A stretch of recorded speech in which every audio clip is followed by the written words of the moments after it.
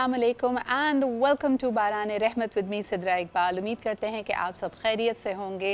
आज दिनों का सरदार यानी जुमे का रोज़ है और यकीनन आपकी बहुत सारी दिलों में दुआएं होंगी। वैसे कहा जाता है कि यानी जुमे की एक सात ऐसी है जिसमें अल्लाह ताला किसी भी दुआ किसी भी इल्तिजा को ठुकराते नहीं हैं, और यकीनन जब महीना ही ऐसा हो जिसकी एक एक सात जिसका एक एक लम्हा हमारे लिए रहमत का नुज़ूल कर रहा है, दूसरे अशरे की शुरुआत है जिसमें यकीनन हम देखते हैं कि ये इस्तग़फ़ार का अशरा है। अल्लाह ताला की रहमतें तो हम समेट ही रहे हैं, लेकिन साथ साथ अगर हम अपने गुनाहों पे पशेमान हैं, अगर हम अपने आप को बदलना चाहते हैं, अपनी आदतों को बदलना चाहते हैं, उसके लिए भी ये बेहतरीन महीना है। आइए शुरुआत करते हैं अल्लाह ताला की एक बड़ी ही ख़ास नेमत के ज़िक्र से। आपने देखा होगा कि जब हम इंसानी ग़िज़ा या ख़ुराक की बात करते हैं तो दुनिया की बेहतरीन ग़िज़ाओं में मेडिटेरेनियन डाइट का ज़िक्र किया जाता है, जिसमें कच्ची सब्जियों का ज़्यादा इस्तेमाल होता है, टमाटर का, खीरे का, लेटिस का, लेकिन साथ साथ जो उसके अहम तरीन जुज़ हैं उसके अंदर मसाला और भूनना कम है। और दूसरा ये कि जैतून यानी जैतून खाने में भी और जैतून के तेल का इस्तेमाल किया जाता है। आज साइंस ये मानती है कि जैतून में बेपनाह इंसान के लिए शिफा और बेहतरीन हेल्थ बेनिफिट्स मौजूद हैं। आइए आपके पास एक किसके लिए एक हमने बड़ी खूबसूरत सी रिपोर्ट तरतीब दी है जिसमें अल्लाह रब्बुल इज़्ज़त के बताए हुए इन अहकामात को जब आज साइंसी निगाह से भी देखा जाता है तो आपको मज़ीद इतने सारे प्रूफ मिलते हैं, एविडेंस मिलते हैं कि अल्लाह ताला की हिकमत वाकई वो बादशाह है और उसने कोई भी शय दुनिया में बेमकसद नहीं बनाई है।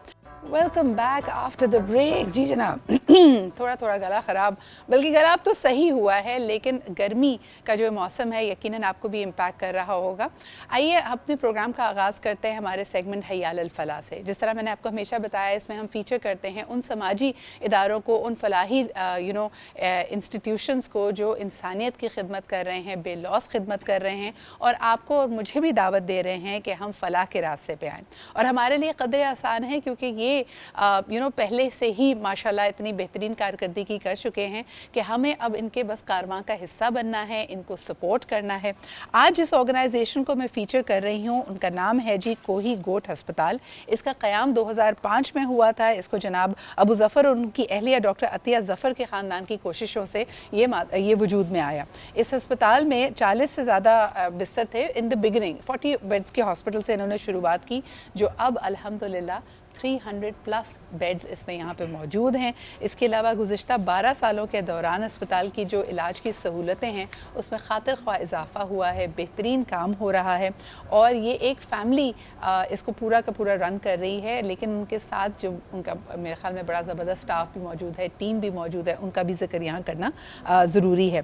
ख़ास तौर पर शुरुआत इस बात से करना चाहूँगी कि अगर मैं सिर्फ गुज़िश्ता साल को देखती हूँ, क्योंकि गुज़िश्ता 2-3 बरस बड़े डिफ़िकल्ट गुज़रे हैं हम पे, तो इसमें आप कितने इसके अंदर जो बेनिफिशरीज़ थे जो मुस्तफ़ीद हुए हैं इनकी सर्विसेज, इसके बारे में भी जानना है और अब आने वाले सालों में इनका क्या प्लान है, किस तरह किन चीज़ों पे फोकस करते हुए उसको आगे लेके चलना है। तो आइए मैं आपकी मुलाकात कराती हूँ। हमारे साथ आज मौजूद हैं जनाब डॉक्टर शाहीन ज़फ़र साहिबा और आप ही के साथ तशरीफ़ रखते हैं प्रोफेसर डॉक्टर सईद टीपू सुल्तान साहब। बहुत बहुत शुक्रिया आप दोनों की आमद का। मैम आपसे तो मेरी हर रमज़ान में मुलाकात होती है, लेकिन ख़ास तौर पे और मुझे एक मानूसियत भी हो जाती है, एक वाक़फ़ियत भी होती है। इत्तेफाक मेरा अभी तक जाने का अस्पताल में नहीं हुआ है, लेकिन मुझे बताइए कि गुज़िश्ता बरस जिसके बारे में कहा जाता है कि महंगाई अपने अरूज पे रही है, तमाम इदारों हस्पतालों पे बोझ पड़ा है, किस तरह पाया इस गुज़रे हुए साल को और अब आगे आपके क्या प्लान्स हैं? गुज़रा हुआ साल आप बिल्कुल सही कह रही हैं कि महंगाई और इन्फ्लेशन की वजह से बहुत प्रॉब्लम रही हैं जी। काफ़ी मुश्किल हुई हम लोगों को। पेशेंट्स एकदम बढ़ गए, नंबर ऑफ़ पेशेंट एकदम बढ़ गए। वो लोग जो पहले प्राइवेट इलाज करा लेते थे जी, अब नहीं कर पा रहे। इवन नॉर्मल डिलीवरी के भी उनके एक्सपेंसेस इतने हो जाते हैं कि वो नहीं करा पाते हैं। तो एकदम वर्कलोड बढ़ा ना हमारे ऊपर। और इसे एक साल में तकरीबन आप समझें कि 5-6 हज़ार डिलीवरी होती है, ऐसे ही 5-6 हज़ार सर्जरीज़ होती हैं। वुमेन हॉस्पिटल है, औरतों के सारे मसले मसाइल हल किए जाते हैं। सबकी लेबॉर्ट्री फ्री होती है, सबका मेडिसिन फ्री होता है, अस्पताल में स्टे फ्री होता है, डॉक्टर्स नर्सेज सारी सर्विसेज फ्री होती हैं। वहाँ कोई कैश काउंटर नहीं है, नोबडी पेज एनीथिंग। माशाल्लाह। तो डिफ़िकल्ट है, सर्वाइव करने में मुश्किल होती है। अल्लाह का बहुत शुक्र है कि फ्रेंड्स और ऐसे लोग जो اس میں حصہ لینا چاہتے ہیں چیریٹی میں آ جاتے ہیں سامنے. نہیں آپ کی جو اس کے لیے کاوشیں رہی ہیں دا کمٹمنٹ میرے خیال میں یہ بڑا اہم ہوتا ہے کہ حالات جیسے بھی ہوں انسان تہیہ کر لے اور آگے بڑھتا رہے. اور اس میں اکثر مثال دیا کرتی ہوں کہ بہت فلاحی کام کرنے والے کچھ لوگوں نے کہا کہ جی ہم پریشان ہو جاتے ہیں ایٹ ٹائمس. ان میں سے ایک حضرت نے اپنا واقعہ شیئر کیا کہ انہوں نے کہا میں ہل پارک پہ واک کرنے کے لیے گیا اور میں پریشان تھا کہ ایکسپینسز بڑھتے جا رہے ہیں. لوگ کہہ رہے ہیں کہ جو آپ کا خواب ہے یہ خواب ہی رہ جائے گا کہ کیش کاؤنٹر آپ کو بنانا پڑے گا یا آپ کی اپنی سہولتوں کو ذرا چینج کرنا پڑے گا. تو انہوں نے دیکھا کہ صبح 5-6 بجے کا وقت تھا فجر کے بعد وہ واک کر رہے تھے اور وہاں پہ ایک شخص آیا جس نے آٹے اور چینی کی گولیاں بنائی ہوئی تھیں اور وہ پگڈنڈی کے پاس ڈالتا ہوا جا رہا تھا. تو انہوں نے کہا جس شہر میں اللہ تعالیٰ نے اتنے درد مند لوگ رکھے ہیں کہ جو چونٹیوں کا اور حشرات الارض کا بھی خیال رکھتے ہیں تو انشاءاللہ تعالیٰ اللہ اسباب بنانے والا ہے. ڈاکٹر ٹیپو سلطان آپ سے جاننا چاہوں گی کہ جب ہم مشکلات میں اضافے کی بات کرتے ہیں اور جہاں آپ لوگ کام کر رہے ہیں یہ پاکستان کا سب سے انڈر سروڈ ایریا ہے, معاشرتی تبدیلیاں کیا آ رہی ہیں؟ کیا لوگ غصہ بڑھتا ہوا دیکھ رہے ہیں؟ کیا جہاں صحت کی بات کی جائے تو ترجیحات میں یہ مزید پش ڈاؤن ہو رہا ہے؟ آپ کی کیا آبزرویشنز ہیں؟ بہت بہت شکریہ. سب سے پہلے تو میں آپ کی کنفیشن کا ذکر کرنا چاہتا ہوں. جو ابھی بھی آپ نے کنفیشن کی تھی کہ آپ کوہی گوٹ اسپتال نہیں گئی ہیں, تو میری درخواست یہ ہوگی کہ ایک سیئنگ ہے سیئنگ از بلیونگ. تو آپ تشریف لائیے اور آ کے دیکھیے کہ ہو کیا رہا ہے انشاءاللہ. باقی جہاں تک آپ کے سوال کا تعلق ہے تو یہ بہت ہی میسو پیمانے پر ہم اس وقت دیکھ رہے ہیں, کیونکہ معاشرے میں بہت ساری چیزیں جو آ گئی ہیں اور آ رہی ہیں, جس میں کہ غربت سب سے زیادہ ہے اور لوگوں کی پہنچ. ہم جس علاقے میں اسپتال چلا رہے ہیں وہ ڈیلیبریٹلی سلیکٹڈ ہے کیونکہ ہماری زمین وہاں تھی فارم ہاؤس کی شکل میں, تو وہ انتہائی غریب علاقہ ہے. وہاں کی ایوریج سیلری 30-35 ہزار ہے اور وہاں فیکٹری ہے. پہلے وہاں کھیتی باڑی ہوتی تھی جو کہ اب تقریباً ختم ہو گئی ہے پانی کی شارٹیج کی وجہ سے. صحیح. تو اب یہ ہے کہ وہاں کرپشن بڑھ گئی ہے, غربت بڑھ گئی ہے, اور رات کے بعد شام میں اسنیچنگ اور اس قسم کی جو حرکتیں ہیں, تو اس ماحول میں کام کرنا اور ان لوگوں کو کیٹر کرنا جو کہ بیچارے پاورٹی لائن کے نیچے ہیں آلریڈی. ہمیں پتہ ہے پاکستان میں 40% پاپولیشن بلو پاورٹی لائن ہے, اور یہ وہ علاقہ ہے جہاں ایگزیکٹلی دس از ہیپننگ. جب آپ وہاں اس علاقے میں واک کرتے ہیں, چلتے ہیں, تو آپ دیکھتے ہیں کہ اس سے زیادہ غربت نہیں ہو سکتی. the matters the issues and challenges become alive. یعنی ان کے بارے میں آپ نے بالکل صحیح کہا کہ آن کیمرہ یا بند کمرے میں یا کانفرنس روم میں بات کرنا بڑا مختلف ہوتا ہے, and you see it in action. شاہین جی ایک سوال کرنا چاہوں گی. کہتے ہیں کہ کسی بھی معاشرے کا ارتقاء اس وقت تک پاسبل نہیں ہے, اور خصوصاً اگر پاکستان کی بات کی جائے جہاں پہ 48.5% آبادی ہماری خواتین پر مشتمل ہے. but these women unfortunately they are not financially included. ان کی ہیلتھ اینڈ سروسز بہت پیچھے. اب قدرے بہتری نظر یہ آ رہی ہے کہ فیملی سائزز کچھ کم ہوئے ہیں. آپ کی کیا آبزرویشن ہے؟ اور خاص طور پہ کیونکہ آپ بالخصوص خواتین سے ریلیٹڈ جو ان کے صحت کے معاملات ہیں, ان کی لیبر ڈلیوری ہے and surgeries that follow after that کو دیکھ رہی ہیں, کوئی بہتری نظر آ رہی ہے آپ کو؟ نہیں, فیملی سائزز کم ہونا جو آپ کہہ رہی ہیں یہ اربن علاقوں میں تو شاید صحیح ہے, رورل ایریا بالکل صحیح نہیں ہے, بالکل صحیح نہیں ہے. بہت ریزسٹنس ہے اس چیز پہ کہ فیملی سائز کو لمٹ کیا جائے. لوگ نہیں مانتے ہیں. ان کی بات بھی صحیح ہو, کہتے ہیں یہ بچہ بیماری سے مر جائے گا, یہ ایکسیڈنٹ میں مر جائے گا, وہ گڈھے میں گر کے مر جائے گا, تو میں تو 5-6 بچے تو پیدا کروں نا. مطلب آپ سوچیں معاشرہ ہماری سوسائٹی کیسی ہے کہ پیرنٹس کو پتہ ہے کہ ان کے 2-4 بچے ویسے ہی مر جائیں گے, تو they have to have more children. مطلب سن کے دل ہل جاتا ہے انسان کا کہ اچھا جو ایک انڈرسٹینڈنگ ہوتی ہے کہ ماں باپ نے پالنا پوسنا ہے, بہترین تعلیم صحت دینی ہے, اچھی غذا دینی ہے. مجھے لگتا ہے کہ جہاں ہم لوور طبقے میں جاتے ہیں, یہ نہیں کہ وہ اپنے بچوں سے محبت نہیں کرتے, لیکن اورینٹیشن بہت مختلف ہے. شاید وہ تعلیم دینے کو یا اچھی لائف سٹائل دینے کو اپنے فرائض نہیں سمجھتے. ہاں, ان کا کہنا یہ ہے کہ بھائی رزق تو اللہ دے گا نا, اور ان کا یہ کہ جتنے زیادہ بچے ہوں گے اتنی آپ کے پاس لیبر فورس ہوگی, تو آمدن ہوگی, کما کے لائیں گے. تو یہ مسئلہ خواتین کی جب آپ نے بات کی, خواتین کے امپاورمنٹ نہیں ہے ہمارے پاس. ان کی چاہے ان کے اپنے ڈیسیشن اپنی صحت کے بارے میں ڈیسیشن لینے ہوں وہ نہیں لے سکتی, چاہے ان کی ایجوکیشن کا ڈیسیشن لینا ہو نہیں لے سکتی. اور خواتین جب ورک فورس میں آ جاتی ہیں تو وہ فیملی کو پاورٹی سے نکال لیتی ہیں, اور یہ ہم پریکٹیکلی دیکھ رہے ہیں. ہم جب مڈوائفری کورس کرتے ہیں یا نرسنگ کورس 2 سال کا ہوتا ہے, جس میں میٹرک پاس لڑکیاں انٹیریئر سندھ سے اور ڈفرینٹ بڑی چھوٹے چھوٹے علاقوں سے آتی ہیں بیچاریاں, جنہوں نے کبھی شہر دیکھا بھی نہیں ہوتا ہے, روڈ بھی نہیں دیکھی ہوتی. وہ 2 سال یہاں ٹریننگ کرتی ہیں, آل sponsored, they don't have to pay anything, और 2 साल के बाद वो मिडवाइफ नर्स बन के तैयार हो जाती है।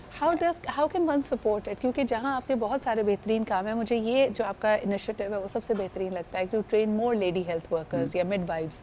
तो इसमें अगर कोई हमारा देखने वाला पार्टिसिपेट करना चाहे, कोई कॉर्पोरेट ऑर्गेनाइजेशन इसमें हिस्सा लेना चाहे, तो वो कैसे आपको सपोर्ट कर बहुत सकते हैं? सीधा साधा तरीका है, हम हमारे स्टूडेंट्स को स्पॉन्सर करते हैं। 2 साल का कोर्स होता है उनका, तकरीबन 8 से 10 लाख पर लड़की पर स्टूडेंट 2 साल में खर्च होता है। उनका बोर्डिंग, लॉजिंग, उनकी किताबें, उनके यूनिफॉर्म, जूते, एवरीथिंग इंक्लूडेड। हॉस्टल में, रेजिडेंशियल कोर्स है, हॉस्टल में होता है। तो वो लोग स्पॉन्सर करते हैं कि कोई 10 बच्चियों को स्पॉन्सर कर देता है, कोई 2 बच्चियों को स्पॉन्सर कर देता है। तो इस तरीके से चल रही है। और इस वक्त हमारे पास एक क्लास में 150 स्टूडेंट्स हैं। इसके अलावा पैरामेडिक्स भी कोर्सेज चल रहे हैं। तो हमारा बहुत जोर होता है कि हम लड़कियों को ज़्यादा एम्पावर करें। बिल्कुल सही। मुझे ये बताइए कि अब माशाल्लाह इतने साल गुजर गए हैं, क़याम आपका 2005 में अस्पताल का हुआ था, अभी तक कितने लोग इस तरह ट्रेन होकर एज पैरामेडिक्स फील्ड में आ चुके हैं? मोर देन 1500 से ज़्यादा निकाल चुके हैं। 1500 से ज़्यादा लोग निकाल चुके हैं। और जो अच्छी बात ये है कि जो इंटीरियर सिंध से आते हैं ना, फिर वापस जाते हैं और उस इलाके में फैसिलिटी प्रोवाइड करते हैं, जो कि सिंध में बड़ा अच्छा पॉजिटिव इफेक्ट देखा गया इसका ना। अच्छा, मुझे बताएं, जब गांव देहात से लोग शहर में आ जाते हैं, आपने जैसे कहा डॉक्टर साहब के ये लाइफस्टाइल कभी देखा नहीं होता, लेकिन जहाँ रहते हैं, जहाँ का रहन सहन होता है, जहन खुलता है। यानी जो मैं समझना चाहती हूँ, इससे पहले पाकिस्तान में कभी ये ट्रेंड नहीं था कि अब हमारे शहरों में रूरल एरिया से ज़्यादा लोग रह रहे हैं, ज़राअत से लोग दूर होते चले जा रहे हैं, जो डायरेक्ट हमारी ज़राअत थी। यहाँ आने के बाद क्या यहाँ के रंग में रंगते हैं, यहाँ पे अपनी ख़वातीन को सहूलियात देते हैं, अस्पताल जाते हैं, तो डिसीजन मेकिंग में, फ़ैसला साजी में कुछ उनमें तब्दीली आ रही है? देखिए, यहाँ आते हैं, यहाँ के रंग में तो ज़रूर रंगते हैं, जाहिर सी बात है, और यह ह्यूमन नेचर है। सहूलतें किसको अच्छी नहीं लगती, हर किस्म की सहूलत हैं, लेकिन फिर उसकी डिमांड भी बढ़ जाती है। सही। बेचारे को मैं परेशान उस वक्त देखता हूँ जब वो उसकी अर्निंग नहीं बढ़ती। तो उस छोटी सी अर्निंग में खर्चा बढ़ जाता है उसका। और ये मैं फ्रस्ट्रेशन देखता हूँ इन लोग जो मैं बात करता हूँ उनसे, कि आ तो गए, लेकिन अब किराया मकान का देना पड़ रहा है या चीज़ें महंगी हैं। फिर वो मुझसे कहता है कि साहब कि मैं तो उधर भला था, वहाँ ख़र्चा कम होता था। लेकिन बहरहाल यहाँ जॉब अपॉर्चुनिटी है, इसलिए वो आया है, यकीनन किसी वजह से आया है। वो इस चक्कर में आया कि साहब कि ज़्यादा पैसे कमाएगा और अच्छी ज़िंदगी गुजारेगा, लेकिन वो अचीव नहीं कर सकता। सही। और उसको ये प्रॉब्लम है फिर, और वो मेरे ख्याल में फ्रस्ट्रेशन भी बढ़ती है, तभी लोगों का रुझान जाता है, या तो रेडिकलाइज हो जाते हैं या क्राइम की तरफ मुतवज्जे होते हैं। एक और चीज़ मैं चाहूँगी कि जब भी पाकिस्तान के SDGs की जाती है, हमारे डेवलपमेंट फैक्टर्स और इंडिकेटर्स को देखा जाता है, बच्चा और जचा, मदर एंड चाइल्ड, दोनों की मेल न्यूट्रिशन और स्टंटेड ग्रोथ का बहुत जिक्र आता है। और कहा जाता है कि जब आप अंडर सर्व्ड एरियाज़ की बात करें, ज़िंदगी की दौड़ में वो शख्स क्या ही आगे बढ़ेगा जब उसको पैदाइशी तौर पे हम ये डिसएडवांटेज देख रहे हैं कि उसके जो डेवलपमेंट ईयर्स थे, जो डेवलपमेंट टाइम था अपनी माँ के वूम में पनपने का, उसी में उसके पास खुराक और ग़िज़ा और न्यूट्रिशन का फुकदान है। डॉक्टर साहब, इस पे बताइएगा कि labour services, those are excellent because it's an uphill task to provide in those areas, लेकिन जैसे खून की कमी है या बाकी न्यूट्रिशन की कमी है, ये तो ख़वातीन फेस कर रही होंगी आपकी पेशेंट्स। और हमारे पास जो 9 महीने जो केयर होता है उनका, उसमें उनको आयरन के इंजेक्शन वगैरह सब कुछ लगाए जाते हैं। ये 1000 डेज़ का कॉन्सेप्ट है बच्चों का, 1000 डेज़ ऑफ न्यूट्रिशन, पहले 1000 दिन, 9 महीने की प्रेगनेंसी, जब बच्चा माँ के वूम में होता है, उसके बाद फिर उसको 2 साल तक की एज, इसमें अगर उसको न्यूट्रिशन सही मिल जाए तो फिर वो एक अच्छा ज़हीन इंसान बन के आ सकता है। वरना वो मेंटली वो कम रह जाता है। जब मेंटली कम रह जाता है तो उसके फिर तरक्की के चांसेस भी कम हो जाते हैं। यानी हम बचपन में डांटने के लिए किसी को कहते हैं ना कि कुन जहन है, अब अनफॉर्चुनेटली स्टंटेड ग्रोथ, ग़िज़ा की किल्लत, ये ऐसी रियलिटीज़ हैं कि एक्चुअली आपकी डेवलपमेंट हैम्पर हो रही है। और उसमें बच्चे का कोई कसूर नहीं। बिल्कुल, बच्चे का कोई कसूर नहीं। माँ को अगर सही से न्यूट्रिशन मिल रही होती तो ये सब कुछ नहीं होता। ये बहुत बड़ा ट्रेजिक सिचुएशन है हमारे यहाँ। बिल्कुल, कि जो नई जनरेशन आ रही है जी, उसकी स्टंटेड ग्रोथ, ब्रेन का साइज़ छोटा है, ब्रेन का वेट छोटा है, तो ये हड्डियाँ कमज़ोर हैं। बाकी हम देखते छोटे छोटे बच्चों को, किसी को मैदे का मसला है, किसी को खून का कोई आर्जा हो रहा है, किसी के गुर्दे कमज़ोर हैं, और ये शुरुआत यहीं से होती है, आपकी हाइजीन। तभी तो हमारा दीन भी कहता है कि सफाई निस्फ़ ईमान है। आपकी दीन आपको क्लियर एक ज़ाब्ता हयात दे रहा है, लेकिन अनफॉर्चुनेटली हम उनसे दूर हैं। भला हो कोई हस्पताल जैसी फाउंडेशन का, जहाँ पे हम देखते हैं कि कार खैर किया जा रहा है, लोगों की बेलौस खिदमत की जा रही है। आप भी इसमें हिस्सा डाल सकते हैं। Once again I like to appeal to all our viewers کہ ڈیٹیلز آپ اپنی اسکرین پہ دیکھ سکتے ہیں. ان کی ویب سائٹ پہ جا کے آپ مزید معلومات حاصل کر سکتے ہیں. عطیات، صدقات، زکوٰۃ، جس طرح بھی ہو سکے آپ ان کی مدد کیجیے. یا اگر آپ سمجھتے ہیں کہ کسی پرٹیکولر ایریا میں یا تو ڈلیوری سے ریلیٹڈ یا مڈ وائفری کورسز کے لیے آپ محنت کرنا چاہتے ہیں, so you will be able to take that forward. جی اس سے پہلے کہ ہم گفتگو کے سلسلے کو آگے بڑھائیں, میں ذرا جلدی سے ایک کچن کا رخ بھی کر لوں کیونکہ آج عورتالعین ہمارا انتظار کر رہی ہیں. So let's go. بہت بہت شکریہ ڈاکٹر صاحبہ اینڈ ٹیپو صاحب ہمارے ساتھ موجود ہونے کے لیے. آئیے بڑھتے ہیں ہمارے کچن کی طرف. جی جناب, وعلیکم السلام. ارے بھائی آج تو کچھ بڑے ہی مزیدار سا پری کوک ہو کے آیا ہوا ہے, یعنی اس سے لڑنا ہے یا اس کو کھانا ہے؟ نہیں اس کو کھانا ہے. آج بڑے مزے کی ریسیپی لے کے آئی ہوں. آج دہلی کے اسپیشل نرگسی کوفتے ہیں جو کہ ہم بنائیں گے. اچھا یہ پری کوک اس لیے ہیں کیونکہ ٹائم ٹیکن ہوتے ہیں. جی اچھا یہ دہلی والوں کی اسپیشلٹی ہے کہ باقی لوگ جو ہے وہ قیمے میں ایگ فل کر کے پھر بناتے ہیں. صحیح. اس کو ہم میٹ کو پہلے کوک کر لیتے ہیں ثابت گرم مسالوں کے ساتھ, اور 1 کپ اگر وہ 1 کیجیے اگر آپ کے پاس بیف ہے تو ہم 1 کپ دال لیں گے, چنے کی دال. اوکے ٹھیک ہے, اس میں ڈالیں گے. پھر ثابت گرم مسالہ سارا جائے گا جس میں ثابت لال مرچیں ہیں, الائچی. بالکل شامی کباب کی طرح بنا لیے تو وہ کر کے اچھی طرح اس کو پانی خشک ہو جائے گا, دال گل جائے گی, گوشت گل جائے گا. ہم نے اس کو پیس لینا ہے ہری مرچ اور ہرا دھنیا کے ساتھ. دین ہم نے اس میں ایگ فل کر کے اور اس کے بالز. اچھا مجھے یہ بتاؤ کہ جب یہ بالکل ایک آسانی کے لیے آپ کو بتا رہی ہوں کہ شامی کباب کی طرح آپ نے اپنے طریقے سے اس کا مسالہ بنا لیا. 1 کلو اگر آپ کے پاس گوشت ہے تو اس میں 1 کپ آپ نے چنے کی دال ڈالی, پیس لیا. ہم عموماً شامی کباب کی بائنڈنگ کے لیے اس میں انڈا ڈالتے ہیں. اس میں انڈا ڈالو گی, اس میں بھی انڈا ڈالو گی. ٹھیک ہے. اور یہ زیادہ میرے خیال میں وہ جو ٹوٹنے تڑپنے جو پروسیس تھا وہ نہیں ہوتا. اس میں کریک نہیں پڑتے. نہیں اس میں بڑے مضبوط نرگسی کوفتے بنائے ہیں. بالکل. اور ساتھ میں ہمارے پاس جب ٹینگ ہے تو ٹینگ کے ساتھ ہم آج اسٹرابری ٹینگو بنائیں گے. بڑے مزیدار سا, کیونکہ اس میں وائٹامن سی ڈی کے ساتھ زنک موجود ہے جو ہماری مینٹل شارپنیس کو بڑھاتا ہے. مجھے بتاؤ, مجھے ایسا لگتا ہے کہ تمہارا نا اسٹرابری بہت فیوریٹ ہے. جی بالکل, بہت زیادہ. کل میرا اتنا ریکارڈ لگا نا, کل میں پہلی دفعہ افطار پہ باہر گئی قرت, اور وہاں پہ نا میں نے ریسٹورینٹ سے ویسے ہی پوچھا کہ میں نے کہا شربت اور آپ کے پاس کولرز اور چلرز کون کون سے ہیں, تو اتنے مزے سے جو ہمارا سرور تھا نا, وہ کہتا ہے میم اس میں لکھا تو ہے روز کولر لیکن یہ اصل میں جامی شیری ہے. میری تو ہنسی نکل گئی, اور سب نے میرا ریکارڈ لگایا کیونکہ میں نے اپنی طرف سے بڑی کوئی سب سے ایگزوٹک ڈرنک اٹھائی تھی اور میں نے کہا تھا جی میں روز کولر پیوں گی. انہوں نے کہا میم یہ جامی شیری ہے. تو جامی شیری دیکھیں, اس کو بھی آپ ایلیویٹ کر کے روز کولر بھی کہہ سکتے ہیں اگر آپ کو جامی شیری نہ پسند ہے. اچھا ویسے بڑے مزے کی ڈرنک تھی, میں یہ سوچ رہی تھی کہ کسی دن ہم یہاں پہ ٹرائی کریں. اس میں ایک ہلکا سا ٹینگی فلیور تھا, تو we can try tang lemon. اس کے ساتھ ہم ملائیں جامی شیری اور اس کے ساتھ ہم کوئی بھی وائٹ سوڈا اگر کر کے دیکھیں. Let's try that. Next time یہ ٹرائی کریں گے اور اس کا نام کچھ میرے نام پہ رکھ دینا, یہ سدرا کولر بنا دیں گے اس کو. ٹھیک ہے جی, ابھی لیتے ہیں ایک چھوٹا سا بریک. واپس آئیں گے تو ہمارے ساتھ اور مہمان بھی ہوں گے, صحت اور روزہ پہ بھی ہم نے بات کرنی ہے, خوبصورت ثنا خواں بھی ہوں گے. ہمارے ساتھ رہیے, دیکھتے رہیے باران رحمت.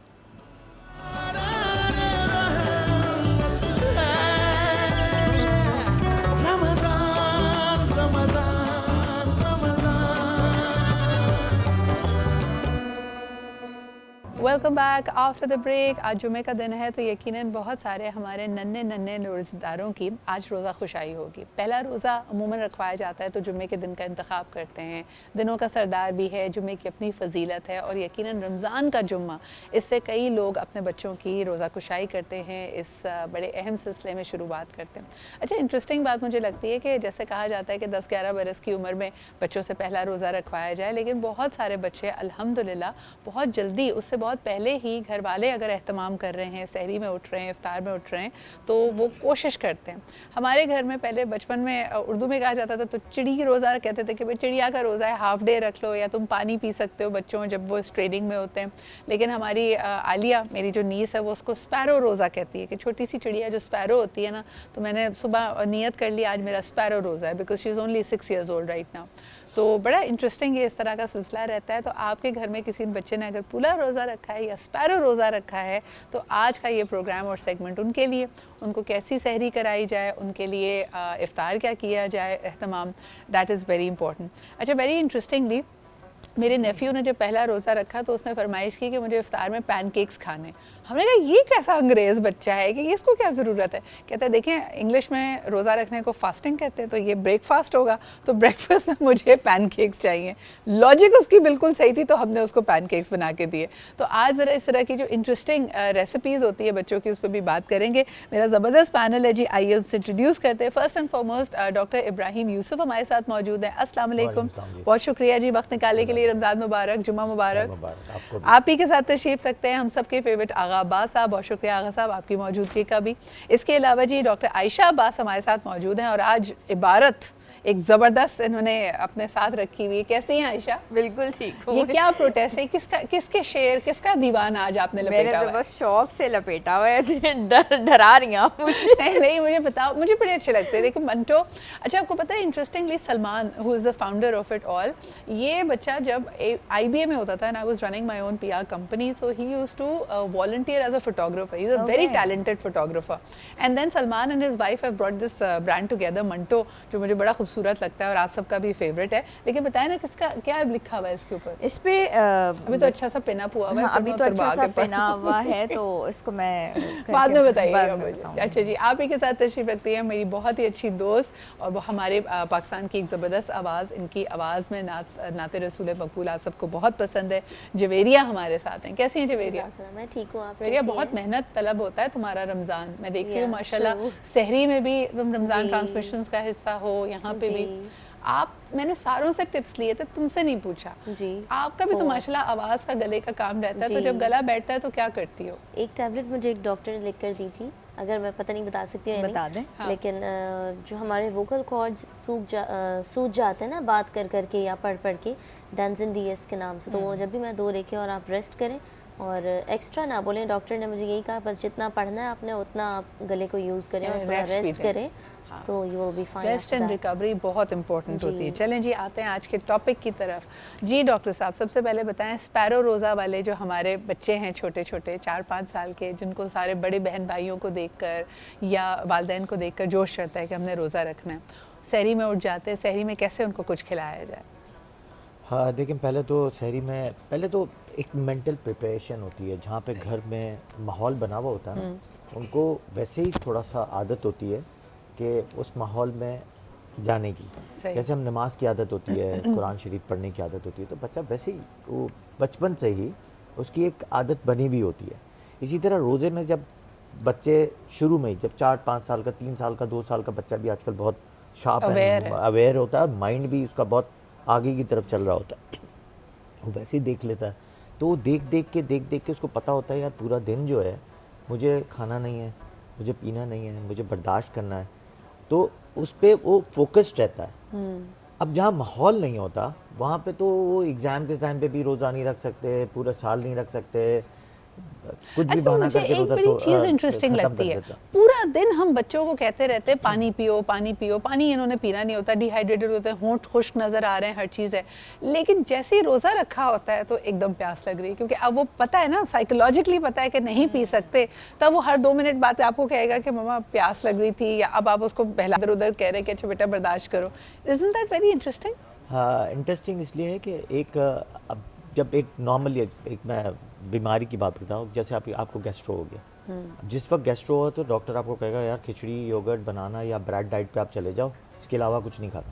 اسی دن ہوگا یار میں بریانی بھی کھا لوں, نہاری بھی کھا لوں. وہ ایک مینٹل سائیکالوجی ہے, ایک ہمارے ہارمونس ڈیولپ ہوتے ہیں اس طرح کے. تو آپ جب برداشت کرانا سکھاتے ہیں نا, تو یہی تو برداشت ہے, یہی تو کمپرومائزیشن. یہ اللہ تعالیٰ نے ایک جز رکھا ہوا ہے کہ فاسٹنگ میں آپ کی خود بخود چیزیں جب آہستہ آہستہ آپ کا برین جب ہے وہ پراپر طریقے سے ہوتا ہے, تو اس کو آٹو فیگی کہتے ہیں. آٹو فیگی کے بعد خود بخود آپ کی چیزیں جو ہیں وہ مائنس کی طرف جانا شروع ہو جاتی ہے. بالکل صحیح. شروع میں آپ کے سر میں درد بھی ہوتا ہے, شروع میں آپ کے برین فاگ بھی ہوگا, مشکل بھی, جیسے ہم لوگوں کے لیے بھی ایز ایڈلٹس بھی, ایز گرون اپس بھی, پہلے 2-3 روزے چاہے جیسا بھی موسم ہو آپ کے لیے مشکل ہوتے ہیں, پھر اس کے بعد آپ کے لیے آسانی کرتا ہے. آغا صاحب, لیکن بچوں کو نا ہم زیادہ میرے خیال میں ان کا امتحان بھی لیتے ہیں. میں نے دیکھا ہے جس بچے کی روزہ کشائی ہوتی ہے, اب جی میز افطار سے تقریباً 1 گھنٹے 45 منٹ پہلے لگ گئی ہے, بچے کی من پسند چیزیں آپ نے بنائی ہیں, اس کو سامنے بٹھا دیا ہے ہار پہنا کر, تو یہ تو ڈبل امتحان ہے بیچارے بچے کا. بسم اللہ الرحمن الرحیم. دیکھیے بچے جو ہیں یہ اسلامک ٹاپک جو ہمارا رمضان کا ہے اس کو آنکھ کھولتے ہی جیسے ان کو سمجھ آتی ہے وہ سن رہے ہوتے ہیں, دیکھ رہے ہوتے ہیں, کیونکہ اس ٹاپکس پہ گھروں میں بات ہوتی ہے کہ اللہ کی قربت حاصل ہوتی ہے, صبر سیکھتا ہے انسان, تحمل مزاجی سیکھتا ہے, برداشت کا درس ملتا ہے, سب چیزیں بچہ سن رہا ہوتا ہے. اچھا گناہوں سے تو اس کا تعلق ہی نہیں ہے کیونکہ وہ تو نابالغ بچہ ہے بھی, ہے نا, گناہوں سے اس کا تعلق نہیں ہے, لیکن وہ سب چیزیں سیکھ رہا ہوتا ہے. لیکن اس کے اندر جو ایک چاہ پیدا ہوتی ہے نا وہ اللہ کی قربت کی پیدا ہوتی ہے کہ اسی کی وجہ سے مجھے اللہ کی قربت ملے گی. اچھا پھر دوسری چیز اس بچے کے اندر رحم دلی پیدا ہوتی ہے, ایک جذبہ پیدا ہوتا ہے کہ جیسے میں تکلیف میں ہوں دوسرے غربا مساکین بھی تکلیف میں ہیں, تو اس بچے کے اندر یہ جو آپ چیز ابھار دیتے ہیں نا تو وہ مرتے دم تک, بڑھاپے تک وہ اس کے اندر موجود رہتی ہے. مطلب وہ ایک ڈبہ ہے اس کو فل کر دیتے ہیں. ایک روحانی ڈبہ, ایک اس کا مزاج جو بہترین مزاج ہوتا ہے وہ آپ اس کو فل کر دیتے ہیں فل. اچھا پھر ایک سوال میرا آپ سے, مجھے بتائیں کہ اکثر پیرنٹس کے لیے بڑا مشکل ہوتا ہے, یقیناً ہم اگر اپنے دینی اصولوں کی طرف دیکھتے ہیں, جب بچہ ایسی عمر کو پہنچ جائے جب روزے آپ پہ فرض ہیں تب تو ہمیں فیسیلیٹیٹ کرنا چاہیے, لیکن جب فرض روزے بھی ہیں اور بچے کا کوئی بہت اہم امتحان آ جاتا ہے تو گھر میں یہ پریشانی ہوتی ہے کہ بھئی اب اس کو اچھے مارکس بھی لانے ہیں, اس کو فوکس بھی کرنا ہے, اس کو یہ نڈھال بھی نہیں ہونا چاہیے, اس کا گلائسیمک انڈیکس لو بھی نہیں ہونا چاہیے. تو اکثر والدین کہتے ہیں بیٹا کوئی بات نہیں روزہ چھوڑ دو. آپ اس بارے میں کیا کہیں گے؟ دیکھیے میں مشورہ دوں گا کہ اس وقت روزہ نہیں چھوڑنا چاہیے, کیونکہ بہت ساری غذائیں ایسی ہیں کہ جو دن بھر آپ کو انرجیٹک رکھیں گی. اب جیسے مثال کے طور پہ جو کا دلیا ہے اس میں شہد ملا کر آپ کھلائیں بچوں کو, تھوڑا سا آپ ایک جوس بنا لیں, لیمن جوس بنا لیں, لیمن جوس میں تھوڑا سا کالا نمک ڈالیں اور اس میں بھی شہد ڈالیں یا گڑ کی شکر ڈالیں تو بچے انرجیٹک رہیں گے دن بھر. اچھا کھجور, پورے رمضان ہم بات کرتے ہیں کھجور پہ, لیکن میں کھجور سے ہٹ کے بھی ایک بات کرتا ہوں. اگر آپ سوچتے ہیں کہ بچہ دن بھر دوڑتا پھر بھاگتا رہے اور ویکنس کی شکایت نہ کرے, آپ تھوڑا سا منقع کھلا دیں سحری میں. آپ یقین کریں اس کی بیج نکالیں اور منقع بچوں کو ایک 8-10 دانے کھلا دیں, دن بھر طاقتور رہیں گے اور قوی رہے گا ان کا دل, اور کمپلین نہیں کریں گے آپ کو کہ میں پٹھے بھی ان کے مضبوط رہتے ہیں. بالکل آغا صاحب یہی سوال ہم اپنے ڈاکٹرز کے پاس بھی لے جاتے ہیں. عائشہ کیا کہو گی کہ پیرنٹس کہتے ہیں یار لیکن مجھے دینی اعتبار سے آئی کین انڈرسٹینڈ کہ آپ میسج پھر یہ دے رہے ہیں کہ بھئی شاید امتحان زیادہ اہم ہے, اللہ تعالیٰ کا حکم زیادہ اہم نہیں ہے, تو یہ بچے میں ایک چیز آپ کرتے ہیں کہ بھئی ایک طرح سے آپ اس کو کہہ رہے ہیں کہ what is more important and what is less important. اگر آپ نہیں چاہتے کہ بچہ روزہ چھوڑے تو پھر کیا, کس طرح اس کو کیا کھلائیں پلائیں تاکہ اس کی انرجی بھی اچھی رہے؟ بچے کو تو یہی ہمیں گائیڈ کرنا ہے کہ وہ روزہ نہ چھوڑے, اور بچپن سے ہی جس طریقے سے عادت پڑتی چلی جاتی ہے وہ عادت بیسٹ ہوتی ہے. ایک دفعہ روزہ چھوڑنے کی عادت پڑ جائے تو بچہ پھر اسی پیٹرن پہ چل پڑتا ہے اور شیطان آہستہ آہستہ دماغ پہ غالب ہوتا چلا جاتا ہے. پھر جب یہ بچے بڑے ہوتے ہیں اور جب ہم ان سے کہتے ہیں کہ اب روزہ رکھو تو وہ شروع میں ہم نے ان کو نہیں روزہ رکھوایا ہوا ہوتا, اور پھر اس وقت ان سے کہیں کہ روزہ رکھو تو وہ ہیبٹ ڈیولپ ہو چکی ہوتی ہے. تو روزہ نہ چھوڑنا ہی بہتر ہے, اور خوراک کے ذریعے ماشاءاللہ ہم بہت اچھے طریقے سے یہ چیز کور کر سکتے ہیں. جیسے کہ آغا صاحب نے جو کا دلیا بتایا, ساتھ ہی ساتھ اگر جو کا دلیا ایک دن دے دیا, ایک دن ہم اگر ساگو دانہ کی کھیر بنا کے دے دیں تو اس سے ٹھنڈک بھی بہت ملتی ہے. اس میں بٹر یا دیسی گھی ہم شامل کر دیں اینڈ میں, چینی کے ساتھ آپ نے بنا کے دیا. دہی کو ہم کبھی بھی مس نہ کریں. اگر دہی یا لسی بچوں کو ہم نے پریکٹس کروا دیا اور خود اپنے لیے بھی, تو ایک دفعہ اس کا دینے کا سب سے بڑا فائدہ یہ ہوتا ہے کہ ایک تو پیاس نہیں لگتی, انرجیٹک آپ رہتے ہیں, اور بچوں کو تو آپ چینی ڈال کے دیں. اور کلرڈ اس کے اندر جو بھی آپ کو ایڈ کرنا ہے, لال رنگ بھی اگر آپ ایڈ کرنا چاہیں, بچے بہت شوق سے پیتے ہیں. نٹس آپ ساتھ میں دیں, اور کشمش ہے ساتھ میں, کھجور ہے, کچھ نٹس ہے, یہ چیزیں ضرور دیں. بالکل صحیح. اور یہ میرے خیال میں جو طاقت دینے والی چیزیں ہیں نا وہ اہم ہے.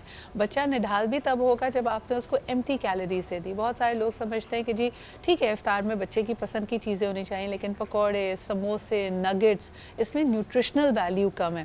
ڈاکٹر ابراہیم لیکن عام دنوں میں بھی بریک فاسٹ میں ہمارے ہر گھر میں ایک جنگ چل رہی ہوتی ہے.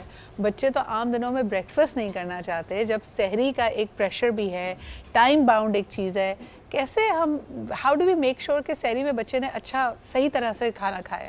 ایکچولی آپ کو بات بتاؤں, یہ عادت بنتی ہے جب بچہ 6 مہینے کا ہوتا ہے. 6 مہینے کے بچے کو جب آپ عادت کرتے ہیں نا کہ میلز ٹائمنگ اور ملز کی ٹائمنگ آف سرکمپرائز کرتے ہیں کہ کون سی چیز کس وقت دینی ہے, صحیح, تو اس وقت بچہ کھاتا ہے. اب آپ بچپن سے ہی آپ اس کی عادت جب نہیں کرتے ہیں تو اس کی عادت میں شمار نہیں ہوتا.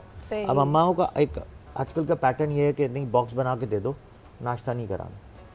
پہلے ایک زمانے میں ہوتا تھا کہ بچے اٹھتے تھے 6:30 بجے, فجر کی نماز پڑھتے تھے, 6 بجے اٹھے, فجر کی نماز پڑھے, واک کرتے تھے, واک کرنے کے بعد ناشتہ کرتے تھے, ناشتہ کرنے کے بعد جو ہے وہ اسکول جاتے تھے. صحیح. اب وہ شیڈیول چینج ہو گیا, بچے اٹھتے ہی 7:30 بجے, 7 بجے اٹھتے, 7:15 بجے اٹھتے, تو وہ شیڈیول نہیں بنتا. یعنی آپ ایک جیسے کہتے ہیں نا کہ اگر آپ کی من پسند گاڑی جب لوگ نئی لیتے ہیں, بوائز کو یہ ایگزامپل سمجھ آئے گی, تو جو اس کا ایک جو نا پروٹوکول ہے کہ صبح اٹھ کے پہلے آپ ہلکا انجن کو پہلے گرم کریں, پھر آپ اس کو ہلکی ریس دیں ایٹسیٹرا.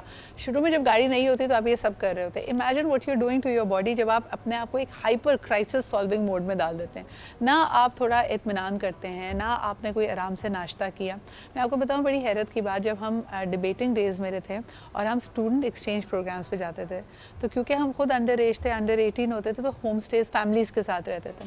مجھے بڑی حیرت ہوتی تھی عائشہ کہ یہ صبح انگریز کے بچے نا اسکول جانے سے پہلے ان کے گارڈن میں جو جھولوں میں کھیل رہے ہیں, پھر ہنستے کھیلتے آئے, بڑے مزے سے ناشتہ کیا, پھر چلتے ہوئے جا رہے ہیں اپنی بس کے بعد. میں نے کہا ہمارے گھروں میں تو اتنی ڈانٹ پڑ رہی ہوتی ہے صبح جھولے پہ جانا, تو ہم سوچ ہی نہیں سکتے.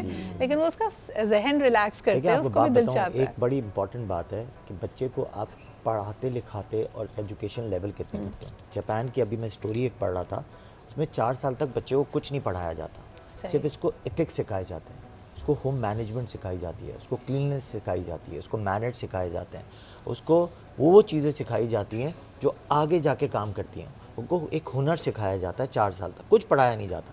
وہ سوتے ہیں, جاگتے ہیں, کلین کرتے ہیں, مطلب وہ چیزیں کرتے ہیں جو آپ نے بتائی, جو میں بتا رہا ہوں آپ کو. ابراہیم, آپ کی بات سے نا مجھے ایک کتاب یاد آ رہی ہے. ہمارے ایک پروفیسر تھے اکنامکس کے, انہوں نے ریکمینڈ کی تھی, اگر کسی کا اتفاق ہو تو ضرور پڑھیے گا.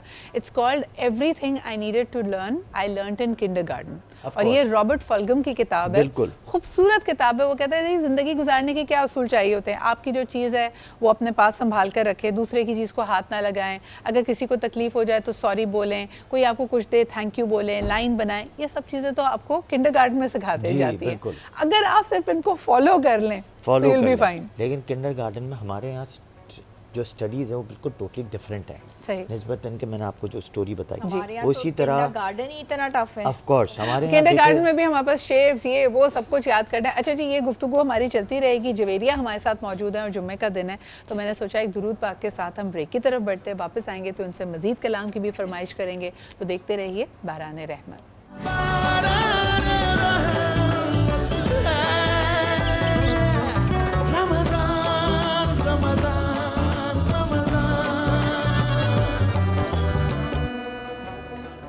Welcome back after the break. آپ دیکھ رہے ہیں جی باران رحمت, اور ہم بڑی انٹرسٹنگ گفتگو کر رہے تھے کہ چھوٹے بچوں کے انرجی لیولز اچھے رہیں.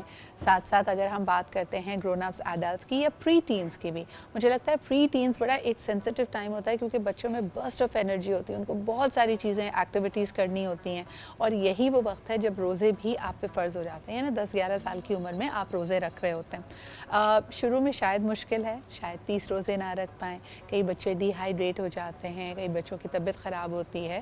تو of course we have to keep all of those things in mind. دوسرا یہ مجھے اچھی طرح یاد ہے, اسکول میں سب سے بڑا چیلنج اگر آپ کو یاد ہو عائشہ, تو یہ ہوتا تھا کہ روزے کے ٹائم پہ ہم تو اسی طرح کھیلنا کودنا چاہتے تھے.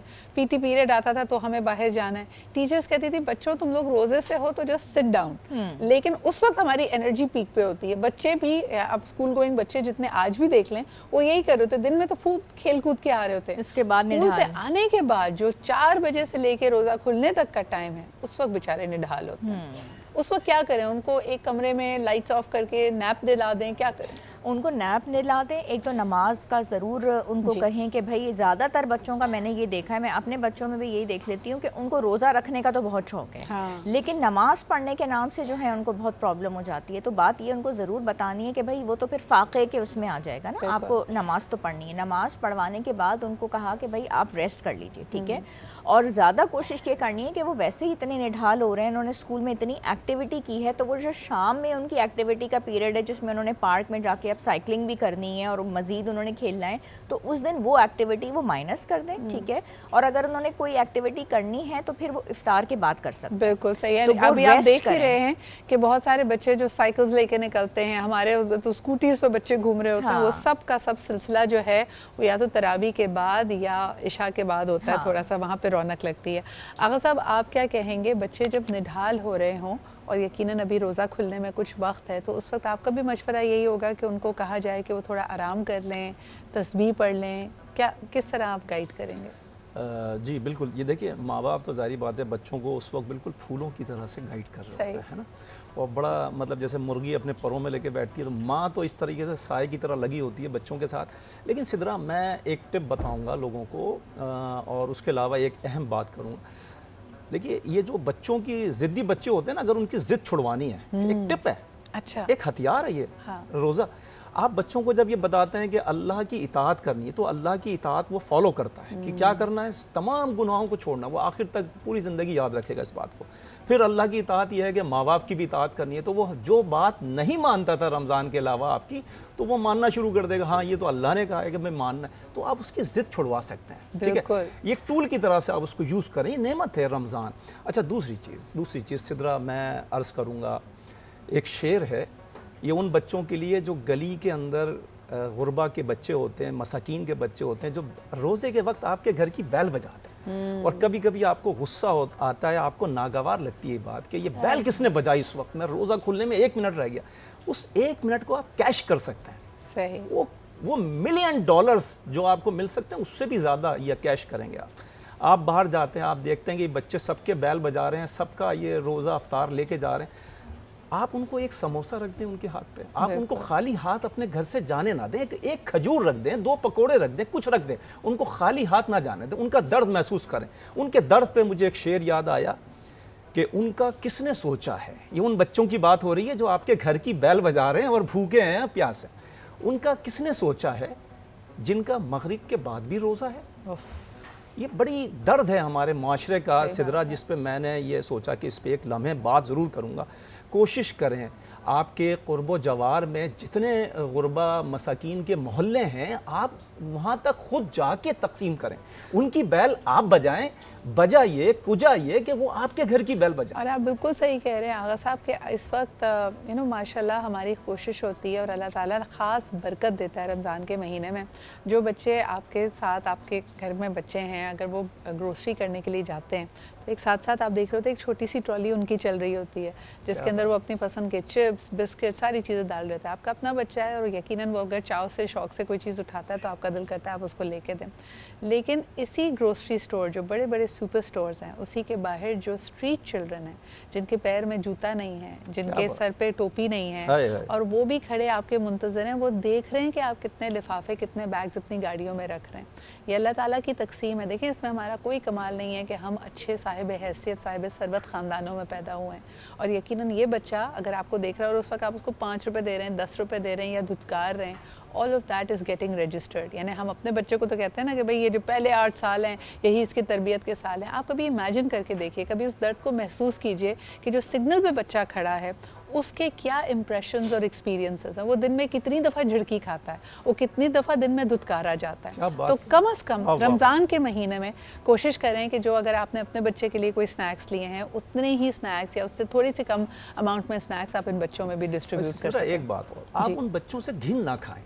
آپ دیکھ رہے ہیں وہ گندے بچے ہیں, وہ گندے بچے نہیں ہیں, وہ مجبور, لاچار, بے بس بچے ہیں. آپ یہ مت دیکھیں وہ ہندو کا بچہ ہے, آپ یہ دیکھ کے پیچھے ہٹتے ہیں یہ تو ہندو کے بچے ہیں, یہ روزہ نہیں رکھتے. بھئی آپ یہ نہ دیکھیں نا, اگر وہ 10 لوگوں سے لے چکا آپ کے سامنے, 11ویں آپ بن جائیں, آپ اس کو دے دیں. اچھا مجھے تو بڑا کیوٹ لگتا ہے, میں اکثر کبھی مجھے ایسا کوئی بچہ مل جائے نا تو میں پوچھ لیتی ہوں فرمائش. آپ دیکھیں کتنی ننھی سے فرمائشیں ہوتی ہیں. Some times they will tell you بھائی آج چاکلیٹ دلا دیجیے گا, رول دلا. ہاں کبھی آپ دیکھیں نا, آپ ویسے भी आपको हुक्म है, आप बच्चे से तो आप पूछते ही हैं बेटा आज एक टॉफ़ी, या उसने कभी कभी ऐड देखा होगा, आप देखें बड़ा सा बिलबोर्ड रखा है इसी कोला ड्रिंक का, तो कहता है मुझे बस ये पिला दें। अब तो वो खुद कहते हैं कि पैसे मत दो, कुछ खाने को भाजी दिला दो, चाट दिला दो, रोल दिला दो। अच्छा, हम भी कुछ खा रहे होते हैं ना उस वक्त ऑर्डर पे, या कुछ आ रहा होता है, बाजी प्लीज़ बर्गर दिला दो। आप पानी इसकी बात करी, मैंने अक्सर देखा है, वाकई अल्लाह ताला हमारे सबके दिलों को नरम रखे। मैं टाइम्स अगर जा रही हूँ, मेरे हाथ में आधी पानी पी हुई बोतल भी है ना, डॉक्टर साहब समटाइम्स मुझे से पानी दे दें, कुछ नहीं। तो आप सोचें ना कि किस लेवल की हमारे यहाँ प्रॉब्लम्स हैं। कहीं चाय वाले के पास ही बैठे हो दोस्तों के साथ, तो आपने देखा होगा कुछ लोग सिर्फ झांकते हैं, मांगते भी नहीं हैं। तो वो मुझे जो लगता है, वो मुझे लगता है कि अल्लाह ताला ने भेजा है इसको आपको अपनी चीज़ों से देने के लिए, तो आप इसको बिठाते हैं, इज्जत से खिलाते हैं, वो आपके लिए आपको पता है। लेकिन मैं एक बड़ी तकलीफ़देह बात आपको बताऊं, जब भी आगा साहब ने कहा, एक दफ़ा ना मैं इसी तरह एक मार्केट से गुजर रही थी, वहाँ 3-4 बच्चे थे, वो आपने देखा होगा पहले वो बड़ा सा थैला लेके अफ़गानी बच्चे जो कचरा चुन रहे होते हैं, तो मुझे नज़र आ रहा था इसको भूख लगी है, और साइड में ना एक बर्गर का और एक छोलों का स्टॉल लगा हुआ था। तो मैंने कहा कि rather than money he said कि मुझे कुछ खिला दें। तो मैंने उस स्टॉल वाले से कहा कि जो 3-4 बच्चे इनसे जो इनका दिल चाह रहा है इनको दे दो। इब्राहिम ही सेड नो, कहता है कि मेरे ग्राहक नहीं खाएंगे ये इन्हीं प्लेटों में जिसमें हम अपने कस्टमर्स को सर्व करते हैं, हम इसको नहीं दे सकते। मैंने कहा हमारा वो लेवल ऑफ अपार्थाइड है। अल्लाह ताला ने तो कहा है मुसलमानों के लिए, अगर आप हमारी मसाजिद में देखें तो हमें कहा गया है कि एक ही प्याले, एक ही मग्गे से पानी पियो, और आज साइंस इसको प्रूव करती है कि इससे आप में जो क़ुव्वत मदाफ़ियत है, आपकी इम्यूनिटी स्ट्रॉन्ग होती है। ये नहीं कि आप कोई वायरस कैच करेंगे, इनफैक्ट आप ज़्यादा स्ट्रॉन्ग बन जाते हैं। लेकिन हमने अपने अंदर अपार्थाइड रखा है, हम खुद इतने रेसिस्ट हैं, हम कहते नहीं फलाना शख्स इसका बर्तन अलग करो। तो ये बड़ी एक सितम ज़रीफ़ी है। मुझे कहा जा रहा है कि हमें एक ब्रेक लेना पड़ेगा। अपने तमाम मेहमानों का शुक्रिया अदा करना चाहूँगी, थैंक यू वेरी मच। बड़ी इंपॉर्टेंट गुफ्तगू थी, और अपने घर वाले बच्चों के साथ साथ बाहर बच्चों का भी उतना ही ख्याल रखें, क्योंकि बच्चे बच्चे होते हैं और वो बहुत मासूम फरिश्तों की तरह होते हैं। एक ब्रेक लेते हैं जी, विल बी राइट बैक।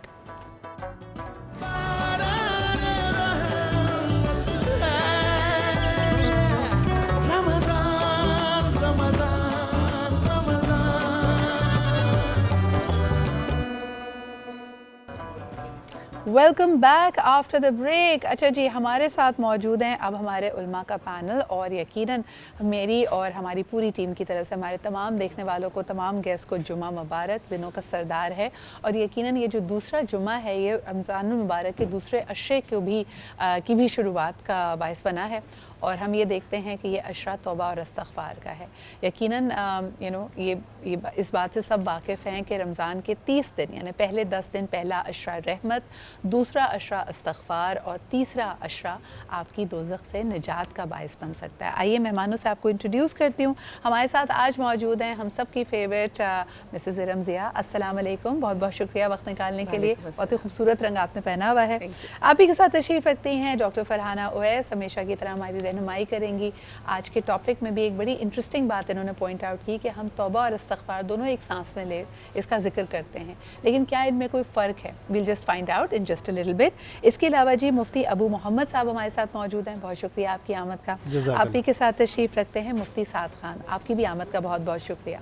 अच्छा जी, जवेरिया हमारे साथ मौजूद हैं और काफ़ी देर से इंतज़ार कर रही थी। जुमे का दिन है और बहुत सारी फरमाइशें इनकी आवाज़ में नाते रसूल मकबूल के लिए आती हैं, तो हमने सोचा कि इस सेगमेंट का आगाज़ हम इसी से करें। सुबहान अल्लाह, जज़ाक अल्लाह, इस खूबसूरत कलाम और आपकी प्यारी आवाज़ ने यकीनन एक रौनक बख्शी है हमारी इस ट्रांसमिशन को। बहुत शुक्रिया जवेरिया। और जी आज के मौजू की तरफ आएंगे, आपकी कॉल्स को भी लेंगे, अगर कोई ख़ास सवालात हैं आपके तो बताइएगा। तौबा इस्तग़फ़ार का ये अशरा है, और यकीनन इसके लिए मुख्तलिफ़ दुआएं और कलमात भी हमें सिखाए गए हैं कि किस तरह हम अल्लाह ताला की बारगाह में इस्तग़फ़ार कर सकते हैं। ये अम्बिया अलैहिस्सलाम की भी रिवायत रही है, जिन्होंने हमेशा हर मरहले हमारी ज़िंदगी के हमें गाइड किया है कि अल्लाह ताला से जब इस्तग़फ़ार की जाए, कोई ख़ता हो जाए, कोई तकलीफ़ किसी से आपको पहुँचे, तो आपको क्या करना चाहिए। लेकिन ये दो अल्फाज जिनका वो हम इंटरचेंजेबली इस्तेमाल कर रहे होते हैं, क्या इनमें कोई फ़र्क है? आइए सबसे पहले इस पे बात शुरू करते हैं। फरहाना आपा, तौबा और इस्तग़फ़ार, ये हमें लगता था कि शायद ये ज़बान का फ़र्क है। तौबा हम उर्दू में कहते हैं, इस्तग़फ़ार अरबी ज़बान का लफ्ज़ है। क्या ये फ़र्क है बुनियादी तौर पर? बिस्मिल्लाहिर्रहमानिर्रहीम। कुरान पाक में सूरह ज़ुमर में अल्लाह रब्बुल इज़्ज़त का इरशाद है कि ए मेरे वो बंदो जो अपनी जानों पर जुल्म कर बैठे हो, अल्लाह की रहमत से मायूस ना होना। اور اللہ ताला तुम्हारे सारे गुनाहों को बख्श देगा, बेशक वो गुनाहों को माफ़ करने वाला और बड़ा मेहरबान है।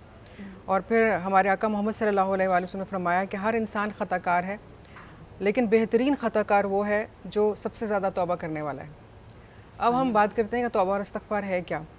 आम तौर से हम समझते हैं कि तौबा और इस्तग़फ़ार ये है कि हमसे कोई ख़ता हुई और हमने अस्तग़फ़िरुल्लाह कहा और हम गोया फ़ारिग हो गए कि बस हमारी तौबा हो गई।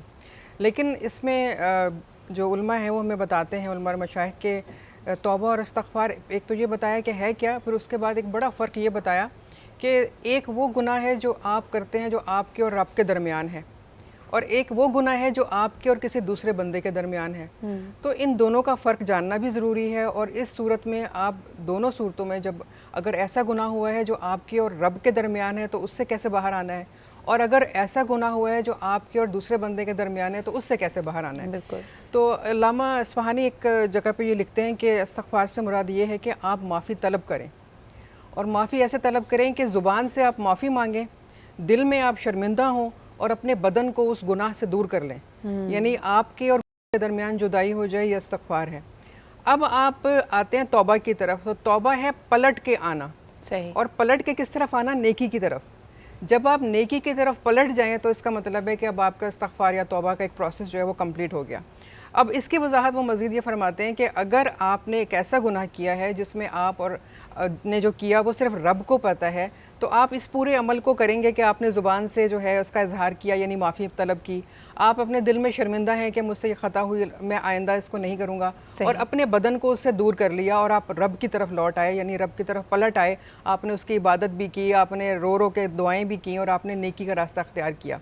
लेकिन अगर आपका गुनाह जो है वो किसी बंदे के साथ है, कि अगर आपने किसी की दिल आज़ारी की है या आपने किसी का माल खाया है, आपने किसी से कोई और ज़्यादती की है, तो अब उसका अज़ाला ये है कि पहले आप उस शख्स से जाके माफ़ी मांगे। अगर आप उससे माफ़ी नहीं मांगते तो वो गुनाह माफ़ नहीं होगा। अगर आपने उसका माल खाया है और आप वो माल नहीं लौटाते तो आपका गुनाह माफ़ नहीं होगा। और जब आप ये अज़ाला पूरा कर देते हैं और फिर आप दोबारा नेकी की तरफ आते हैं, तौबा की तरफ, यानी पलट जाते हैं नेकी की तरफ, और दिल से अहद करते हैं कि मैं इस काम को अब नहीं दोहराऊंगा, और मुस्तकिल बुनियादों पर अपने बदन को, अपने हाथ को, अपने दिल को, अपनी ज़ुबान को नेकी की तरफ पलटा देते हैं, तो गोया फिर आप इस चीज़ से प्रोसेस से बाहर आ जाते हैं। किया है, जो आपने एक तरह से रेजोल्यूशन अपने लिए रिजॉल्व किया ना कि अब ये मैंने नहीं करना, उस पे कायम रहने की ताकत भी अल्लाह ताला ही देता है, लेकिन साथ साथ आपकी विल पावर वहाँ टेस्ट होती है कि तब आपने मुकम्मल तौर पे तौबा कर ली। लेकिन हमारे यहाँ अक्सर हम आपसी मामलात में करते हैं कि आज आपकी दिल आज़ारी मैंने की, मैंने सॉरी कर लिया, कल मैं दोबारा अपनी रवश पे उसी तरह मैं सॉरी करना भी बहुत मुश्किल काम है आजकल। तो वो कहते हैं तो क्या हुआ, उसने तो गलती की थी तो इसलिए मैंने ऐसा कह दिया। लेकिन इरम जी मुझे बताएं, आप क्योंकि लॉ को भी समझती हैं, अक्सर लोग इसकी मिसाल बड़ी इंटरेस्टिंग अंदाज में देते हैं। कहते हैं जी एक कत्ल किया तो उसकी सज़ाए मौत है, 10 कत्ल किए तब भी सज़ाए मौत है। जो आदी मुजरिम होते हैं, जो आदी गुनहगार होते हैं, वो चीज़ों को ऐसे ही जस्टिफाई कर रहे होते हैं। उनको लगता है कि यार एक दफ़ा हो गया, अब इस डगर पे चल गए तो ठीक है जी, कोई मसला नहीं है। वो कैसे पलट कर आएँ, वो कैसे इस्तग़फ़ार करें? औज़ुबिल्लाहि मिनश्शैतानिर्रजीम, बिस्मिल्लाहिर्रहमानिर्रहीम। तुमने जिन लोगों की बात की है वो कुछ इस तरह के होते हैं कि सिर्फ फ़िरौन पर ही मुश्तमिल नहीं अना परस्ती, सिर्फ फ़िरौन पर ही नहीं मुश्तमिल अना परस्ती, मैंने हर शख्स के तेवर में खुदा देखा है। तो बेसिकली जब इंसान अपने आप को ये दुनियावी खुदाओं में मिलाने लगता है ना, और दुनिया का खुदा समझने लगता है, ये वो लोग होते हैं जो कहते हैं क्या फ़र्क पड़ता है, क्या हुआ, ये डिज़र्व करता था, इसके साथ जो मैंने किया वो सही किया, इसके साथ मुझे यही करना चाहिए था। पहली बात ये कि इंसान फ़ैसले का इख्तियार नहीं रखता, फ़ैसला रब की ज़ात करती है। दूसरी बात ये कि ये वाली जो बात है ना, देखो 3 किस्म के नफ्स हैं, एक नफ्स मुतमईना, नफ्स लवामा, नफ्स अम्मारा। नफ्स मुतमईना पे तो वो लोग हैं जो बेइंतहा खुशकिस्मत हैं, जो अल्लाह रब्बुल इज़्ज़त के बड़े प्यारे हैं, जो सरकार अलैहिस्सलाम के ग़ुलामों में से हैं, उनकी खदमों की खाक छानने वालों में से हैं, कि जो रोज़ाना अपनी रातों को भी सरकार अलैहिस्सलाम के ज़िक्र से रोशन करते हैं और सुबह का सूरज भी आपके ज़िक्र से देखते हैं। वो लोग हैं जो मुतमईना के साथ हैं। उसके बाद आते हैं नफ्से लवामा वाले लोग। मैं अल्लाह रब्बुल इज़्ज़त से ये दुआ करती हूँ कि अल्लाह हमारा शुमार उनमें करे जो नफ्से लवामा का शिकार है, कि वो गुनाह करते हैं, अल्लाह उनके दिल में एहसास डालता है कि ऐ मेरे प्यारे बंदे, ऐ मेरे महबूब की उम्मत के प्यारे, तुझसे ये गलती हो गई है, पलट आ मेरी तरफ। ये एहसास डालता है, क्योंकि देखो तौबा या इस्तग़फ़ार दोनों चीज़ें जो है ना, ये अल्लाह रब्बुल इज़्ज़त का बेहतरीन तोहफ़ा है इंसान को। तो जब वो दिल में एहसास होता है ना, और आप फ़ौरन एहसास करते हैं कि यार मुझसे गलती हो गई, आपको निदामत होती है। निदामत ज़रूरी है। حضرت رابعہ بصری رضی اللہ تعالیٰ عنہ فرماتی ہیں رحمۃ اللہ علیہ کہ یا اللہ مجھے فرضی معافی سے محفوظ رکھنا. جو بات تم نے کہی نا, اچھا یار سوری, پھر دوبارہ وہی کر لیا, فرضی معافی یا صرف زبانی کہی اور دل میں یہ سوچا بھی نہیں کہ میں نے کچھ غلط کیا ہے, یہ تنقید سیاہ کی طرف لے جاتی ہے. پھر وہ نفس امارہ والے لوگ کہ جو لوگ گناہ کرتے ہیں احساس نہیں کرتے, پھر کرتے ہیں, پھر قتل کر لیا, کیا ہوا بھائی, پکڑے جائیں گے, پھانسی تو ہوگی, دوسرا بھی کر دو, تیسرا بھی کر دو, چوتھا بھی کر دو. یہ نفس امارہ کے لوگ جو گناہ کرتے جاتے ہیں, اور جو ایک سیاہ نقطے کے ساتھ بچہ پیدا ہوتا ہے, وہ سیاہ نقطہ قلب پہ پھیلنے لگتا ہے. جب آپ معافی مانگتے ہیں نا, اللہ اپنی رحمت سے اسے سکیڑ دیتا ہے. پھر آپ گناہ کرتے ہیں, پھر وہ پھیلنا شروع ہوتا ہے, پھر آپ معافی مانگتے ہیں, پھر اللہ سکیڑتا ہے. لیکن جو نفس امارہ کے لوگ معافی ہی نہیں مانگتے, وہ سوچتے ہیں یار اب تو ہو گیا, اب کیا ہے. اچھا, لیکن یہ بڑا اہم آپ نے نقطہ اٹھایا, یہ میں چاہوں گی کہ مفتی صاحب بھی اس پہ تھوڑی سی گفتگو کریں.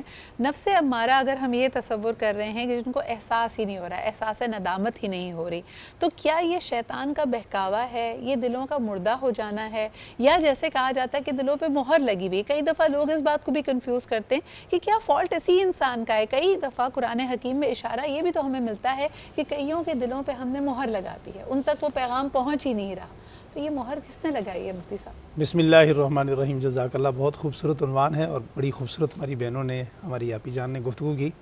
میں اس حوالے سے تھوڑا سا اجازت دیں تو تفصیل عرض کر دوں تو یہ بات خود بہت اس کے ضمن میں سامنے آ جائے گی. صحیح. سب سے بنیادی طور پر ہمیں اللہ رب العالمین کا قانون دیکھنا چاہیے کہ اللہ تعالیٰ نے انسان کو پیدا کرنے سے پہلے قانون کیا بنایا. قد سبقت ان رحمتی قد سبقت غضبی.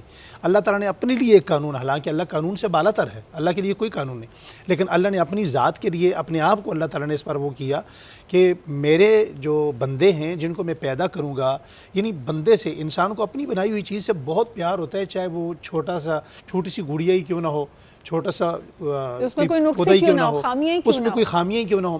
لیکن انسان کو دیکھیں, اللہ تعالیٰ نے تخلیق فرمایا تو اللہ تعالیٰ نے تخلیق فرمانے کے بعد قانون یہ بنایا کہ میرے غصے پر میری رحمت حاوی ہوگی. آج دیکھیں استغفار کی بات ہو رہی ہے. اب دنیا میں کوئی کام کریں اس کے لیے آپ کو نیت کی ضرورت ہے. آپ حج کریں, نیت ضروری ہے. آپ روزہ رکھیں, نیت ضروری ہے. آپ نماز پڑھیں, نیت ضروری ہے. آپ زکوٰۃ دیں, نیت ضروری ہے. دنیا کا واحد کام استغفار ہے. اللہ جل شانہ نے, اگر بندہ غلطی سے بھی کہہ دے نا استغفر اللہ, اللہ تب بھی معاف فرما دیتے ہیں. اور دوسری طرف حدیث میں آتے طوبیٰ لمن یوجد فی صحیفۃ استغفار کثیرا, دنیا کا خوش قسمت ترین انسان وہ ہے جو قیامت میں آئے گا اور اس کے نامہ اعمال میں سب سے زیادہ استغفار ہوگا. یہ کیوں کہا اللہ تعالیٰ نے کہ ایسے لوگ جو بار بار, جس طرح ہماری بہن نے فرمایا کہ بار بار ایک کام کو کرتے ہیں اور پھر اس پر ڈٹ جاتے ہیں کہ چلو ایک مرتبہ کر لیا, دوسری مرتبہ کر لیا, تو ان کی ندامت کو قبول کرنے کے لیے اللہ تعالیٰ فرما رہے ہیں دیکھو میرے بندہ, تو نے جتنے مرضی گناہ کر لیے, جو کچھ کر لیا, 80 سال ہو گئے میری بغاوت کے, تو نے کبھی میری نعمتوں کا شکر ادا نہیں کیا, تو ما غرک بربک الکریم, تو پلٹ کے واپس آ, تیرا رب بڑا کریم ہے, موت سے پہلے تیرے لیے دروازہ اس کا کھلا ہوا ہے. تو میں یہاں پر موقع سے فائدہ اٹھاتے ہوئے یہ بات کرتا چلا جاؤں کہ دنیا میں انسان کے لیے استغفار میں اللہ تعالیٰ نے جتنی برکتیں رکھی ہیں, یہ مہینہ بھی چونکہ ایسا ہے, اور صحابہ اکرام کو جو وصیت فرمائی آقا دو جہاں صلی اللہ علیہ وسلم نے, وہ تو 4 تھیں لیکن صحابہ 5 کام کیا کرتے تھے. وہ پہلا کام حضور نے فرمایا تم کثرت سے لا الہ الا اللہ پڑھا کرو اس مہینے کے اندر. دوسرا کام فرمایا کثرت سے تم استغفار کیا کرو. تیسرا کام فرمایا تم کثرت سے جنت کو طلب کرو اور کثرت سے جہنم سے پناہ مانگو. اور 5واں کام جو حضرات صحابہ اکرام اہل بیت اعظام کیا کرتے تھے, وہ نبی کریم علیہ السلام کی ذات گرامی پر درود پاک پڑھا کرتے تھے. میں ایک حدیث کا ترجمہ یہاں ضرور کرنا چاہوں گا. حدیث پاک میں آتا ہے من لزم الاستغفار جعل اللہ له من كل ضیق مخرجا ومن كل هم خرجا ورزقه من حيث لا يحتسب. دنیا میں آج کوئی انسان, یہ لا سے تعلق رکھتی ہیں, پروفیسر ہیں, آپ اینکر ہیں, میں ایک مفتی ہوں, افتاء میں بیٹھتا ہوں, دنیا کا کوئی انسان دیکھیں اس کے ساتھ 3 مسئلے ضرور ہوتے ہیں. کون سا مسئلہ ہوتا ہے؟ ایک, میرا بنا ہوا کام خراب نہ ہو جائے, میرا اسٹیٹس برباد نہ ہو جائے. دوسرا کیا کام ہوتا ہے؟ انسان خود کسی کام کو بنانا چاہتا ہے, وہ بنا نہیں سکتا, بار بار کوشش کرتا ہے, بار بار کوشش کرتا ہے. تو یہ جو حدیث قدسی میں نے پڑھی, اس کا آخری حصہ کیا ہے؟ رزق سے متعلق ہے. پہلے اللہ تعالیٰ کیا کہتے ہیں, میرے بندے تو کثرت سے استغفار کر, میں تیرے 3 کام بناؤں گا, جس کام کو تو نے بنایا اس کو بگڑنے نہیں دوں گا. اس کو اللہ تعالیٰ نے اپنی ذمہ داری پہ, اپنی رسپانسبلٹی پہ رکھا کہ تو کثرت سے استغفار کر, تیرا یہ کام میں بناؤں گا. دوسرا کون سا کام؟ بندہ کرنا چاہتا ہے, بنانا چاہتا ہے, وہ بنتا نہیں ہے. اللہ تعالیٰ کہتے ہیں تو صرف کثرت سے استغفار کر, تیرا یہ جو کام جو تو بنانا چاہتا ہے تجھ سے نہیں بنتا، اللہ تعالیٰ فرماتے ہیں اسے میں بناؤں گا۔ اور تیسرا جو ہر انسان کی سب سے بڑی مجبوری ہے، ہر انسان کا سب سے بڑا مسئلہ ہے، بلکہ ہماری 22 کروڑ عوام کا مسئلہ ہے، وہ رزق حلال ہے۔ اللہ تعالیٰ کہتے ہیں وَرَزَقَهُ مِنْ حَيْثُ لَا يَحْتَسِبْ، میں تجھے پاک طیب عزت والا رزق وہاں سے دوں گا جہاں سے تمہارا گمان بھی نہیں ہوگا۔ شرط یہ ہے کہ تمہاری زندگی میں کثرت سے استغفار ہو۔ اور بہن یہ ہمارے صوفیاء کا، مشائخ کا، صحابہ اکرام سے لے کر تک 1400 سالہ تاریخ کا یہ بہت ہی مجرب ازمودہ نسخہ ہے کہ جو بندہ بھی ہو، مجھے مختلف مقامات پہ جانا پڑتا ہے، ہماری ایک ایسی پبلک ڈیلنگ ہے کہ دنیا کا ہر بندہ ہم سے رابطہ کرتا ہے، ہمیں اپنا رازدان سمجھتا ہے، ہر بات اپنی شیئر کرتا ہے، بہنیں ہیں، مائیں ہیں، بہنیں بیٹیاں ہیں، جس کو بھی بتایا، چاہے وہ بیٹی ہے، وہ بہن ہے، وہ کوئی ماں ہے، وہ کوئی فیکٹری آنر ہے، کوئی سیاست دان ہے، کثرت سے استغفار بندہ کرنا شروع کرتا ہے، اللہ تعالیٰ اس کے دل میں ندامت کا سبق ضرور رکھ دیتے ہیں۔ ندامت کا برتن ایسا جاگتا ہے کہ وہ اللہ کے قریب آتا ہے۔ میری ذات کا تجربہ ہے، میں نے اپنے جتنے مسائل اللہ رب العالمین کے دربار میں استغفار سے ٹھیک ہوتے، حل ہوتے دیکھے، کسی مسئلے میں نہیں دیکھے۔ لیکن مفتی صاحب بہت خوبصورت آپ نے گفتگو کی، یعنی ایک فارمولا آف سکسیس ہی دے دیا نا یہاں پہ جتنے لوگ ہیں جو اپنا بگڑا ہوا کام بنانا چاہتے ہیں یا کام کو بگڑنے نہیں دینا چاہتے یا پھر رزق حلال اور کثرت سے رزق چاہتے ہیں، استغفار کریں۔ لیکن مجھے بتائیں، جیسے بھی گفتگو ہو رہی تھی، آپ کی اس گفتگو سے کئی اخذ کریں گے کہ جی بھئی استغفار کی بس تسبیح پڑھتے رہنا ہے، کیونکہ ہمارے ہاں تو ماشاءاللہ سب کو آپ چاہیے نا شارٹ کٹ، آپ وظیفہ بتا دیں، ہمیں بتا دیں کتنی تعداد میں پڑھنا ہے، لوگ اس کی گنتی پوری کر لیں گے۔ جب آپ کہہ رہے ہیں کہ استغفار کریں تو کیا استغفار کا صرف کلمہ پڑھنا ہے یا دل سے، ہاتھ سے، عمل سے اس کو کرنا بھی ہے؟ 3 جملے حدیث میں آتے ہیں۔ سب سے پہلے کثرت پہ آ جاتے ہیں۔ کثرت کا خود نبی کریم علیہ الصلوۃ سے سوال کیا حضرت ابن مسعود نے، تو آپ نے فرمایا جو کام 3 ہو جائے وہ کثرت میں شمار ہوگا۔ ٹھیک ہے جی، اللہ تعالیٰ نے کسی بھی اتنا بوجھ بھی نہیں ڈالتے کہ آپ کہیں اپنے کام میں ہیں تو آپ کا دھیان ادھر رہے۔ کثرت سے آپ 300 مرتبہ درود پاک پڑھیں تو وہ کثرت میں شمار ہوگا۔ تو دوسرا جو سوال آپ کا ہے کہ صرف الفاظ یعنی ادائیگی ہے اس کی، کلمات تسبیح پڑھنی ہے؟ 3 مختلف جملے ہیں۔ استغفر اللہ ربی من کل ذنب واتوب الیہ، ایک یہ بھی حدیث ہے۔ استغفر اللہ الذی لا الہ الا هو الحی القیوم، یہ بھی حدیث ہے۔ صرف استغفر اللہ، یہ بھی حدیث ہے۔ پھر استغفر اللہ ربی، اللہ ربی، یہ چوتھی حدیث ہے۔ یہ تو سب سے مختصر صرف آپ یہ بھی کہہ سکتے ہیں۔ اور جب بھی استغفار کریں تو کم از کم اتنی ندامت دل میں ضرور رکھیں کہ اپنے آپ کو یوں سمجھے کہ میں اس دنیا میں اپنے رب کا سب سے گناہگار بندہ ہوں، سب سے زیادہ معافی کا محتاج ہوں۔ جو بندہ استغفر اللہ کہتا ہے تو اس کے دل میں ایک جذبہ پیدا ہوتا ہے، اس کے دل میں ایک پاکیزگی پیدا ہوتی ہے، ایک نور اترتا ہے، ایک طہارت اترتی ہے۔ جیسے سائنس بھی آج کل پروف کرتی ہے نا کہ ہر لفظ کا ایک وائبریشن بھی ہے، اس کا ایک امپیکٹ بھی ہوتا ہے۔ آپ جب کثرت سے یہ کلمات پڑھتے ہیں اس کا اثر آپ کی دل، آپ کے روح پر ہوتا ہے۔ اچھا، اللہ رب العزت ہم سب کے لیے، انسان کے لیے اتنی فلاح چاہتا ہے کہ حدیث مبارکہ میں ہمیں بڑا کلیئرلی بتایا گیا ہے کہ صرف اگر آپ اچھائی کا ارادہ کر لیتے ہیں، ابھی آپ نے وہ اچھائی کی نہیں ہے، صرف اس کی نیت باندھی ہے، اس کا ارادہ کیا ہے، تو اللہ رب العزت اس کو آپ کے نامہ اعمال میں نیکی کے طور پہ لکھ دیتا ہے۔ And on the other hand, اگر اسی تناسب سے دیکھا جاتا، فارمولا تو یہ ہوتا ہے کہ اگر آپ کے دل میں وسوسہ آیا، کوئی برا خیال آیا، کسی کو نقصان پہنچانے کا خیال آیا تو آپ کو گناہ بھی ملتا۔ لیکن اللہ رب العزت کہتے ہیں کہ جب تک میرے بندے سے خدا نخواستہ وہ عمل میں آج نہیں جاتی چیز، تب تک آپ کو اس کا گناہ نہیں ملتا۔ سعد بھائی اس پہ میں اور اس حدیث کا جو 2 سیکنڈ، اس حدیث کا آخری جو جملہ یہ ہے کہ جب انسان غلط کام کا ارادہ کرتا ہے، قتل کا کرتا ہے، چوری ڈکیتی کا کرتا ہے، جھوٹ بولنے کا، فراڈ کرنے کا کرتا ہے، اور پھر وہ نہیں کر پاتا اور اس کو ترک کرتا ہے، اس کے ترک کرنے کو بھی نیکی لکھا جاتا ہے۔ سبحان اللہ، سبحان اللہ۔ اچھا، اس جنکچر پہ ایک چھوٹا سا بریک لے لیتے ہیں، واپس آئیں گے، گفتگو سعد بھائی سے شروع کریں گے۔ کچن میں بھی آج بڑے انٹرسٹنگ والے قرت نے بڑے زبردست آج ہمیں بتایا دہلی والے نرگسی کوفتے بن رہے ہیں جو کہ عام کوفتے سے ذرا مختلف ہوتے ہیں، عام نرگسی کوفتوں سے بھی مختلف ہوتے ہیں۔ تو we are going to come to that, لیکن ایک چھوٹے سے بریک کے بعد۔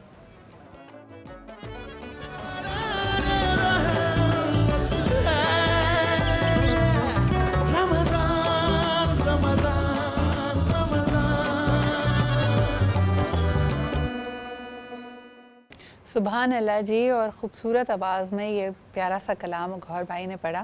ہماری جو گفتگو کا سلسلہ ہے وہ اسی طرح آگے بڑھے گا، اور سعد بھائی کافی دیر سے انتظار کر رہے ہیں، ہم سب نے بات کی استغفار کے حوالے سے۔ سعد بھائی، آپ کا ایک مخصوص انداز ہے جس پہ ہمیں بہت فیڈ بیک مل رہی ہے ماشاءاللہ، ینگسٹرز، آپ ان سے ریلیٹ کر پاتے ہیں، وہ آپ کی باتوں سے کنیکٹ کرتے ہیں۔ مجھے بتائیے، ینگسٹرز میں انفارچونیٹلی یہ روش ہے کہ وہ اسلامی تعلیمات کو اور احکامات کو ایک بفے کی طرح لے رہے ہیں، تو وہ جو پسند کی چیز ہوتی ہے وہ پلیٹ میں ڈال دی جاتی ہے، اس کو بڑے دل کے ساتھ اس کو فالو کرتے ہیں, لیکن جو ذرا مشکل, کٹھن یا ایسی لگے کہ لائف اسٹائل سے میچ نہیں کرتی اس کو چھوڑ دیتے ہیں. تو استغفار کرتے ہوئے بھی ہمارا رویہ یہی ہے کہ میں 4 چیزیں تو اچھی کر رہا ہوں, چلو اگر ایک برائی ہے یا ایک حکم نہیں مان رہا, مثال کے طور پہ نماز کی پابندی نہیں کر رہا, تو چلو کوئی بات نہیں. یہ تھاٹ, اس کو کیسے ڈیفیٹ دی جائے؟ بسم اللہ الرحمن الرحیم. ماشاءاللہ تمام احباب نے بڑی خوبصورت بات کی ہے. میں اسی ٹاپک کو آگے لیتے ہوئے, جیسے آپ نے سوال کیا توبہ, اگر توبہ کا میں مفہوم سمجھوں, اس کا مطلب ہی رجوع کرنا ہے, اللہ کی طرف لوٹنا. جب انسان اللہ کی طرف لوٹتا ہے نا, تو پھر یہ نہیں دیکھتا یہ چھوڑنا ہے, یہ چھوڑنا ہے, یہ چھوڑنا, پھر سب چھوڑنا ہے, پھر اللہ کی جانب جانا ہے اور پھر مکمل رجوع کرنا ہے. اور جو قرآن نے توبہ کا کانسیپٹ بتایا نا, وہ بتایا توبۃ النصوحہ. توبۃ النصوحہ کیا ہوتا ہے کہ توبۃ النصوحہ ارادہ کرنا کہ آئندہ میں کبھی یہ گناہ نہیں کروں گا. اور پھر علماء نے اس کی بھی تشریح کرتے ہوئے کہا کہ ایک ہوتی ہے ظاہری توبہ. ظاہری توبہ کیا ہے؟ ایک تو زبان سے کہنا توبہ, آپ کے جسم کے اعضاء کی بھی توبہ ہو. اب آپ کا ہاتھ بھی گناہ کی طرف نہ بڑھے, آپ کی ٹانگیں بھی گناہ کی طرف نہ چلیں, آپ کی زبان میں کبھی گناہ کے الفاظ نہ بولیں. یہ ہے تمام اعضاء کی توبہ. پھر اس کے بعد ہوتی ہے باطنی توبہ, کہ آپ کا دل, آپ کی روح اور اس کی بھی توبہ ہو. جب آپ یہ تمام چیزوں کی توبہ ہوگی نا, اصل توبہ کا جو معنی اور مفہوم ہے وہ تب سمجھ میں آئے گا. لیکن وہی والی بات کہ جب کثرت استغفار ہوتا ہے نا, تو اس کا امپیکٹ پڑتا ہے انسان پر. اور پھر توبہ کرتے ہوئے احساس ندامت بھی ہونی چاہیے. اسی ضمن میں ایک بات کروں, جیسے آپ نے نوجوانوں کا ٹرینڈ بتایا نا, آپ دیکھتے ہیں کہ جب بھی بڑی راتیں آتی ہیں تو ایک میسج چلنا لگ جاتا ہے کہ مجھے معاف کر دیجئے گا, یہ کر دیجئے گا. یہ معافی بھی جب ہم لوگوں سے مانگتے ہیں, یہ معافی بھی برائے نام ہے. وہ کہتے ہیں نا ٹرینڈ کی جگہ ہمیں ٹرینڈ فالوورز ہیں. یاد رکھیے کہ معافی بھی اگر آپ کسی شخص سے مانگ رہے ہیں تو اس کی بھی ندامت ہونی چاہیے کہ آئندہ کبھی یہ نہ کریں. اور شروع سے ایک بات چل رہی تھی کہ ایک بات ہے کہ ایک انسان نے 1 قتل کر دیا, 2 قتل کر دیے, 3 قتل. میں اس پلیٹ فارم سے یہ پیغام بھی دینا چاہتا ہوں جو لوگ ہمیں سن رہے ہیں, یہ بات یاد رکھیے. بعض نوجوان یہ بھی کہتے ہیں کہ مفتی صاحب ہماری بھی معافی ہے, ہم تو اتنے گناہ کر چکے ہیں. کہ یاد رکھیے گا کہ اللہ رب العزت کو جو سب سے زیادہ جو شخص پسند ہے وہ ہے جو استغفار کرے. اور یاد رکھیے اللہ رب العزت نے سٹارٹنگ میں کہہ دیا الرحمن. الرحمن کی صفت اللہ کو سب سے زیادہ پسند ہے. میں بات اینڈ کر رہا ہوں, یہ ہے کہ قارون تھا جس نے حضرت موسیٰ کو سب سے زیادہ تکلیف دی. اللہ رب العزت نے حضرت موسیٰ کو کہا, اے موسیٰ تجھے اختیار ہے جو چاہے قارون کے ساتھ کر. حضرت موسیٰ نے زمین کو بولا, اے زمین تو قارون کو پکڑ لے, جکڑ لے. زمین نے قارون کو جکڑ لیا. میں مختصراً, تو جب زمین نے جکڑا, قارون زمین کے اندر دھس گیا. جیسے ہی دھس گیا, اب قارون کو معلوم ہو گیا آخری وقت ہے, وہ کہتے ہیں موسیٰ مجھے معاف کر دے, میں آئندہ نہیں کروں گا. حضرت موسیٰ نے کہا نہیں تیری معافی نہیں ہے. زمین اور پکڑ, گھٹنوں تک پکڑ لیا. وہ قارون کہتا ہے موسیٰ مجھے معاف کر دے, میں آئندہ نہیں کروں گا. کہا نہیں. زمین کو کہا اور پکڑو. اس طرح قارون زمین میں دھس گیا. میرا رب کیا فرماتا ہے, اے موسیٰ, وہ قارون جس کے لیے قرآن میں آتے ہیں, میرا رب فرماتا ہے اے موسیٰ تیری منتیں کرتا رہا کہ موسیٰ مجھے معاف کر دے, میں آئندہ نہیں کروں گا. خدا کی قسم ایک بار کہہ دیتا, یا اللہ مجھے معاف کر دے, میں آئندہ نہیں کروں گا, میں قارون کو بھی زمین سے نکال کر باہر کھڑا کر دیتا. یہ اللہ رب العزت کی رحمت ہے. یا 99 قتل کی بات ہوئی, حدیث میں آتا ہے ایک شخص نے 99 قتل کیے. ایک شخص سے پوچھنے جاتا ہے کیا میری معافی ہے, اس نے کہا نہیں تمہاری معافی نہیں ہے. اس کو بھی قتل کر دیا. جب پورا ٹارگٹ ہو کہتے ہیں نا سنچری ہو گئی, جب پوری سنچری ہو گئی, اس کے بعد اس نے کہا کہ ہاں تم معافی ہے, لیکن تم جس گاؤں کے اندر رہتے ہو, جس ٹرائب میں رہتے ہو, وہاں لوگ زیادہ گناہگار, تم یہاں سے نکل جاؤ, تو اگر تم دور جتنے سے جاؤ گے تمہاری معافی ہو جائے گی. جب وہ شخص چلتا ہے نا دوسری منزل کی جانب, وہیں اس کی موت آ جاتی ہے. اب موت کا فرشتہ آتا ہے تو اللہ رب العزت فرماتے ہیں جا کر دیکھو, اگر یہ اپنے شہر سے دور آ گیا ہے اور جہاں جانا چاہ رہا ہے وہ ڈسٹنس دیکھو, اگر زیادہ دور ہے تو معاف کر دینا, اگر کم دور ہے تو معاف نہ کرنا. جب فرشتے آتے ہیں تو دیکھتے ہیں اصل میں وہ کم دور ہوتا ہے, لیکن اللہ رب العزت زمین کو یہاں سے سکڑ دیتے ہیں اور وہاں سے اللہ رب العزت اس کی ایسی معافی کرتے ہیں کہ اس کی یعنی اللہ تعالیٰ قدم قدم پہ انسانوں کے لیے, مسلمانوں کے لیے آسانیاں چاہتے ہیں. اچھا, ایک بڑا انٹرسٹنگ سوال میرے ذہن میں آیا. فرحانہ آپا مجھے بتائیے, کرائم آف پیشن جس کو کہا جاتا ہے کہ وقتی طور پہ اتنے جذباتی ہو گئے, حواس انسان اپنے کھو دیتا ہے اور اس سے کوئی گناہ یا غلطی سرزد ہو جائے, تو ایسی صورت میں انسان کو کئی دفعہ ہم نے دیکھا ہے کہ جو انسانی ہماری عدالتیں ہیں, جو ہمارے لیگل سسٹمز ہیں, وہ تو چھوڑ دیتی ہیں, لیکن پھر انسان پوری زندگی نادم رہتا ہے, گلٹ میں رہتا ہے. تو آپ کیا کہیں گی کہ یہ جو وقتی طور پہ کوئی آپ کا شیطان کے آپ بہکاوے میں آ جاتے ہیں, بہت زیادہ کسی چیز کو لے کے جذباتی ہو جاتے ہیں, غصے میں آ جاتے ہیں, اس کی معافی کیسے مانگی جائے؟ بسم اللہ الرحمن الرحیم. دیکھیے ابھی اتنی اچھی گفتگو ہوئی اور اس میں ہر بتانے والے نے یہی کہا کہ اللہ رب العزت نے یہی فرمایا ہے کہ میری رحمت میرے غصے پر غالب ہے. تو جب مومن یہ چیز پڑھ لیتا ہے تو وہ تو بڑے یقین کے ساتھ توبہ کرتا ہے نا, اور جب آپ یقین کے ساتھ اللہ رب العزت سے مانگ رہے ہوتے ہیں تو آپ پھر جیسے کہ ابھی بتایا کہ جس نے 100 گناہ کیے تھے اس نے بھی جب یہ سوچا کہ میں توبہ کرنے کے لیے نکلا ہوں تو اس کی یہ سوچ ہی تو تھی جس پر اللہ رب العزت نے جو ہے اس کے لیے اتنا اچھا فیصلہ فرمایا کہ اس کے ان گناہوں کو بھی معاف کر دیا. اسی طرح قرآن میں ایک اور واقعہ ملتا ہے حضرت کعب بن مالک رضی اللہ تعالیٰ عنہ کا, صحابی رسول ہیں. غزوہ تبوک کے موقع پر جب رسول کریم صلی اللہ علیہ وآلہ وسلم تمام صحابہ کرام کو اکٹھا کر رہے ہیں اور تیاریاں کر رہے ہیں کہ ہم نے غزوے میں سب نے مل کے شریک ہونا ہے, تو وہ کہتے ہیں کہ ہاں میری تو پاس سواری بھی ہے, میری صحت بھی ٹھیک ہے, ان لوگوں کو جانے دو, میں بھی بعد میں چلا جاؤں گا. لیکن اسی طرح کرتے کرتے تمام صحابہ کرام چلے جاتے ہیں غزوے کے لیے اور وہ نہیں جا پاتے. تو جب واپس رسول پاک صلی اللہ علیہ وآلہ وسلم تشریف لاتے ہیں تو وہ تمام لوگ جو کسی وجہ سے نہیں جا سکے تھے وہ آ کے اپنے اپنے عذر بیان کرتے ہیں کہ ہم اس وجہ سے نہیں جا سکے, ہم اس وجہ سے نہیں جا سکے. جب حضرت کعب بن مالک رضی اللہ تعالیٰ عنہ کی باری آتی ہے تو رسول پاک صلی اللہ علیہ وآلہ وسلم نے پوچھا کہ تمہارے پاس کیا عذر ہے, تم کیوں نہیں شریک ہو سکے؟ تو آپ نے سوچا پہلے کہ میں کیا کہوں, لیکن پھر دل میں آیا کہ سچ بول دینا بہتر ہے. انہوں نے کہا کہ یا رسول اللہ صلی اللہ علیہ وآلہ وسلم, میرے پاس سواری بھی تھی, میں صحت مند بھی ہوں, میں خوشحال بھی ہوں, لیکن میری سستی میرے آڑے آ گئی. میں ہر روز یہ سوچتا رہا کہ میں چلا جاؤں گا, لیکن میں نہیں جا سکا اور یہی سچ ہے. تو آپ صلی اللہ علیہ وآلہ وسلم نے فرمایا ٹھیک ہے, پھر تم اللہ کے فیصلے کا انتظار کرو, اور ان کو وہاں سے بھیج دیا. اور دیگر صحابہ کرام سے فرمایا کہ ان سے اس وقت تک گفتگو نہ کرو جب تک اللہ کا کوئی حکم نہیں آ جاتا. 40 دن تک اسی طرح سلسلہ چلتا رہا. اور حضرت کعب بن مالک کہتے ہیں مجھے ایسا لگتا تھا کہ میرے لیے زمین میں کچھ رکھا ہی نہیں ہے, میں جس کو سلام کروں وہ مجھے جواب نہ دے, میں جس سے بات کرنا چاہوں وہ مجھے جواب نہ دے. یہاں تک کہ 40ویں دن نبی پاک صلی اللہ علیہ وآلہ وسلم نے ایک اور صحابی کو ان کے پاس بھیجا اور کہا کہ اپنی بیگم سے بھی تم دوری اختیار کر لو. تو آپ نے پوچھا, آپ ڈر گئے, آپ نے پوچھا کہ کیا میں ان کو طلاق دے دوں؟ تو جواب ملا کہ نہیں, طلاق نہیں دو, لیکن ان کو اپنے سے دور کر دو. تو انہوں نے اپنی زوجہ کو پھر ان کی والدہ کے گھر بھیج دیا. اب وہ کہتے ہیں کہ 50 دن ہو گئے, میں رو رہا ہوں, میں تڑپ رہا ہوں کہ مجھے اللہ پاک معاف کر دیں. 50ویں دن فجر کے بعد میں بیٹھا ہوا اللہ رب العزت سے رو کے دعائیں مانگ رہا تھا کہ یا اللہ مجھے معاف فرما. کہ اتنے میں ایک صاحب آئے اور انہوں نے کہا کعب تمہیں مبارک ہو.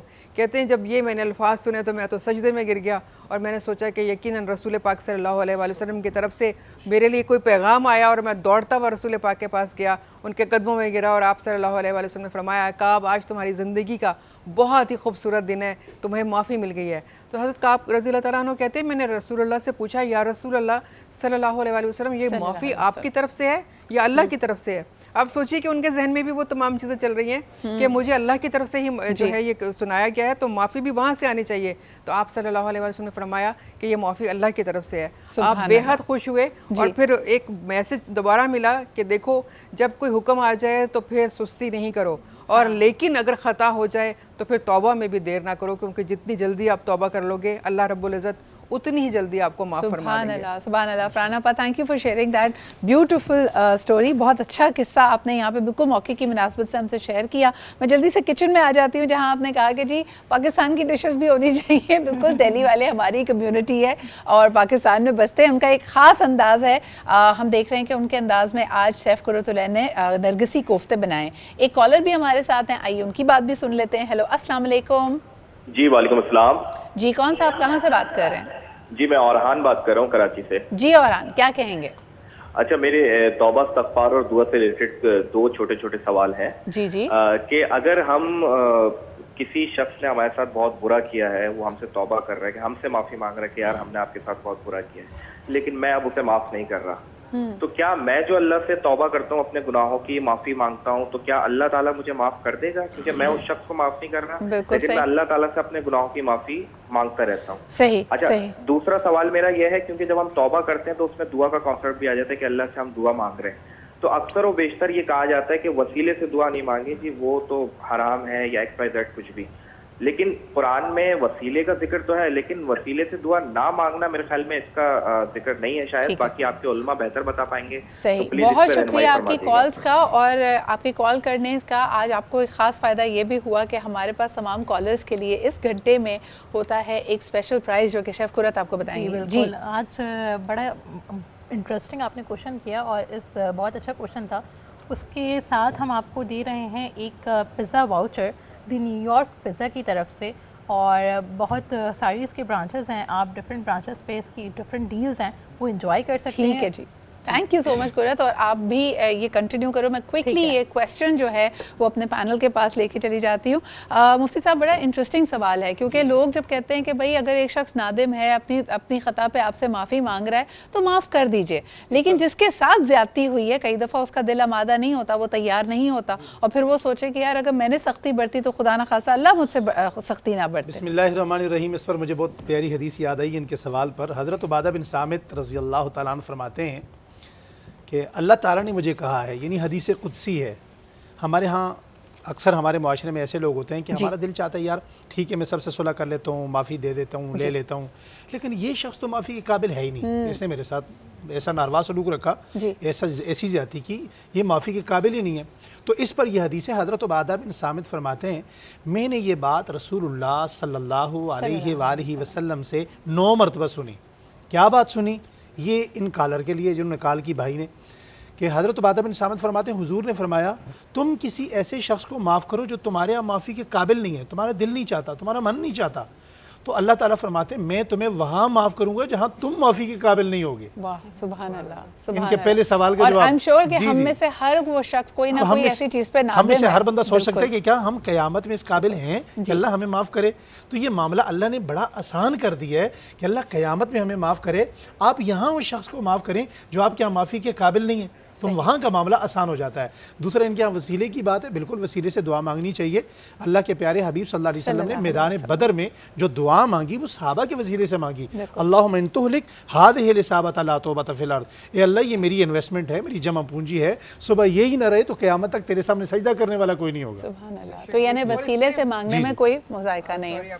जी, एक चीज़ ऐड करना चाहूँगी, ये जो बार बार हम वसीले की बात करते हैं, आप मुझे ये बताएं कि क्या कोई ऐसी इबादत है दुआओं के हवाले से जिसमें हम दुरूद पढ़े बगैर दुआ मांग रहे हो? बिल्कुल, ये दुरूद वसीला ही तो है। तो ये एक अपने आप में आपको क्लैरिटी देता है। मैं एक छोटा सा सवाल इरम जी से भी करना चाहती थी। इरम जी मुझे बताएं कि हम इस्तग़फ़ार करते हैं, अल्लाह ताला से माफ़ी की उम्मीद रखते हैं, लेकिन इस दुनिया में रहते हैं, दुनिया आपको आपके ख़ता या आपकी की भी कोई गलती भूलने नहीं देती, ख़ास तौर पे जो अगर नौजवान लड़कपन में कोई गलती कर बैठें तो उस सारी ज़िंदगी के लिए स्टैम्प हो जाता है। तो फिर उस वक्त क्या करें, अल्लाह पे कैसे तवक्कल करें जबकि लोग ताने आप पे कस रहे हैं? देखो कुछ तो लोग कहेंगे, लोगों का काम है कहना, लोगों को तो आप ज़बान बंदी नहीं कर सकते, लेकिन हज़रत जुनैद बगदादी रहमतुल्लाह अलैह का किस्सा सुनाऊंगी। आप पहलवान थे, बुज़ुर्ग की मिलने से पहले आप पहलवान थे, तो एक मरतबा जब आप जीत गए तो एक बहुत 80 साल का बूढ़ा शख्स खड़ा हो, उसने कहा जुनैद मैंने तुम्हें चैलेंज किया। आप परेशान हुए लेकिन उसका चैलेंज कबूल कर लिया। जब कुश्ती का वक्त तय हो गया और आप अखाड़े में उतरे तो जब उन्होंने एक दूसरे को पकड़ा तो उसने कहा जुनैद मैं सैयद ज़्यादा हूँ, मेरी 3 बेटियाँ हैं, अगर आज तुम मुझसे हार गए तो बादशाह मुझे इनामात देगा, मेरा वादा है कि क़यामत के दिन तुम्हारी शिफात मैं कराऊंगा। हज़रत जुनैद बगदादी कहते हैं मुझ पर लर्जा तारी हो गया और उस बूढ़े ने मुझे पटक दिया। लोगों ने हज़रत जुनैद बगदादी पे जूते फेंके, गालियाँ दी, क्या क्या नहीं कहा। रात को खुद सरकार अलैहिस्सलाम ने आके आपको विलायत अता की, और जब आप सुबह अपने हुजरे से निकले तो सबके लिए वो हज़रत जुनैद बगदादी थे, किसी को नहीं आता कौन है।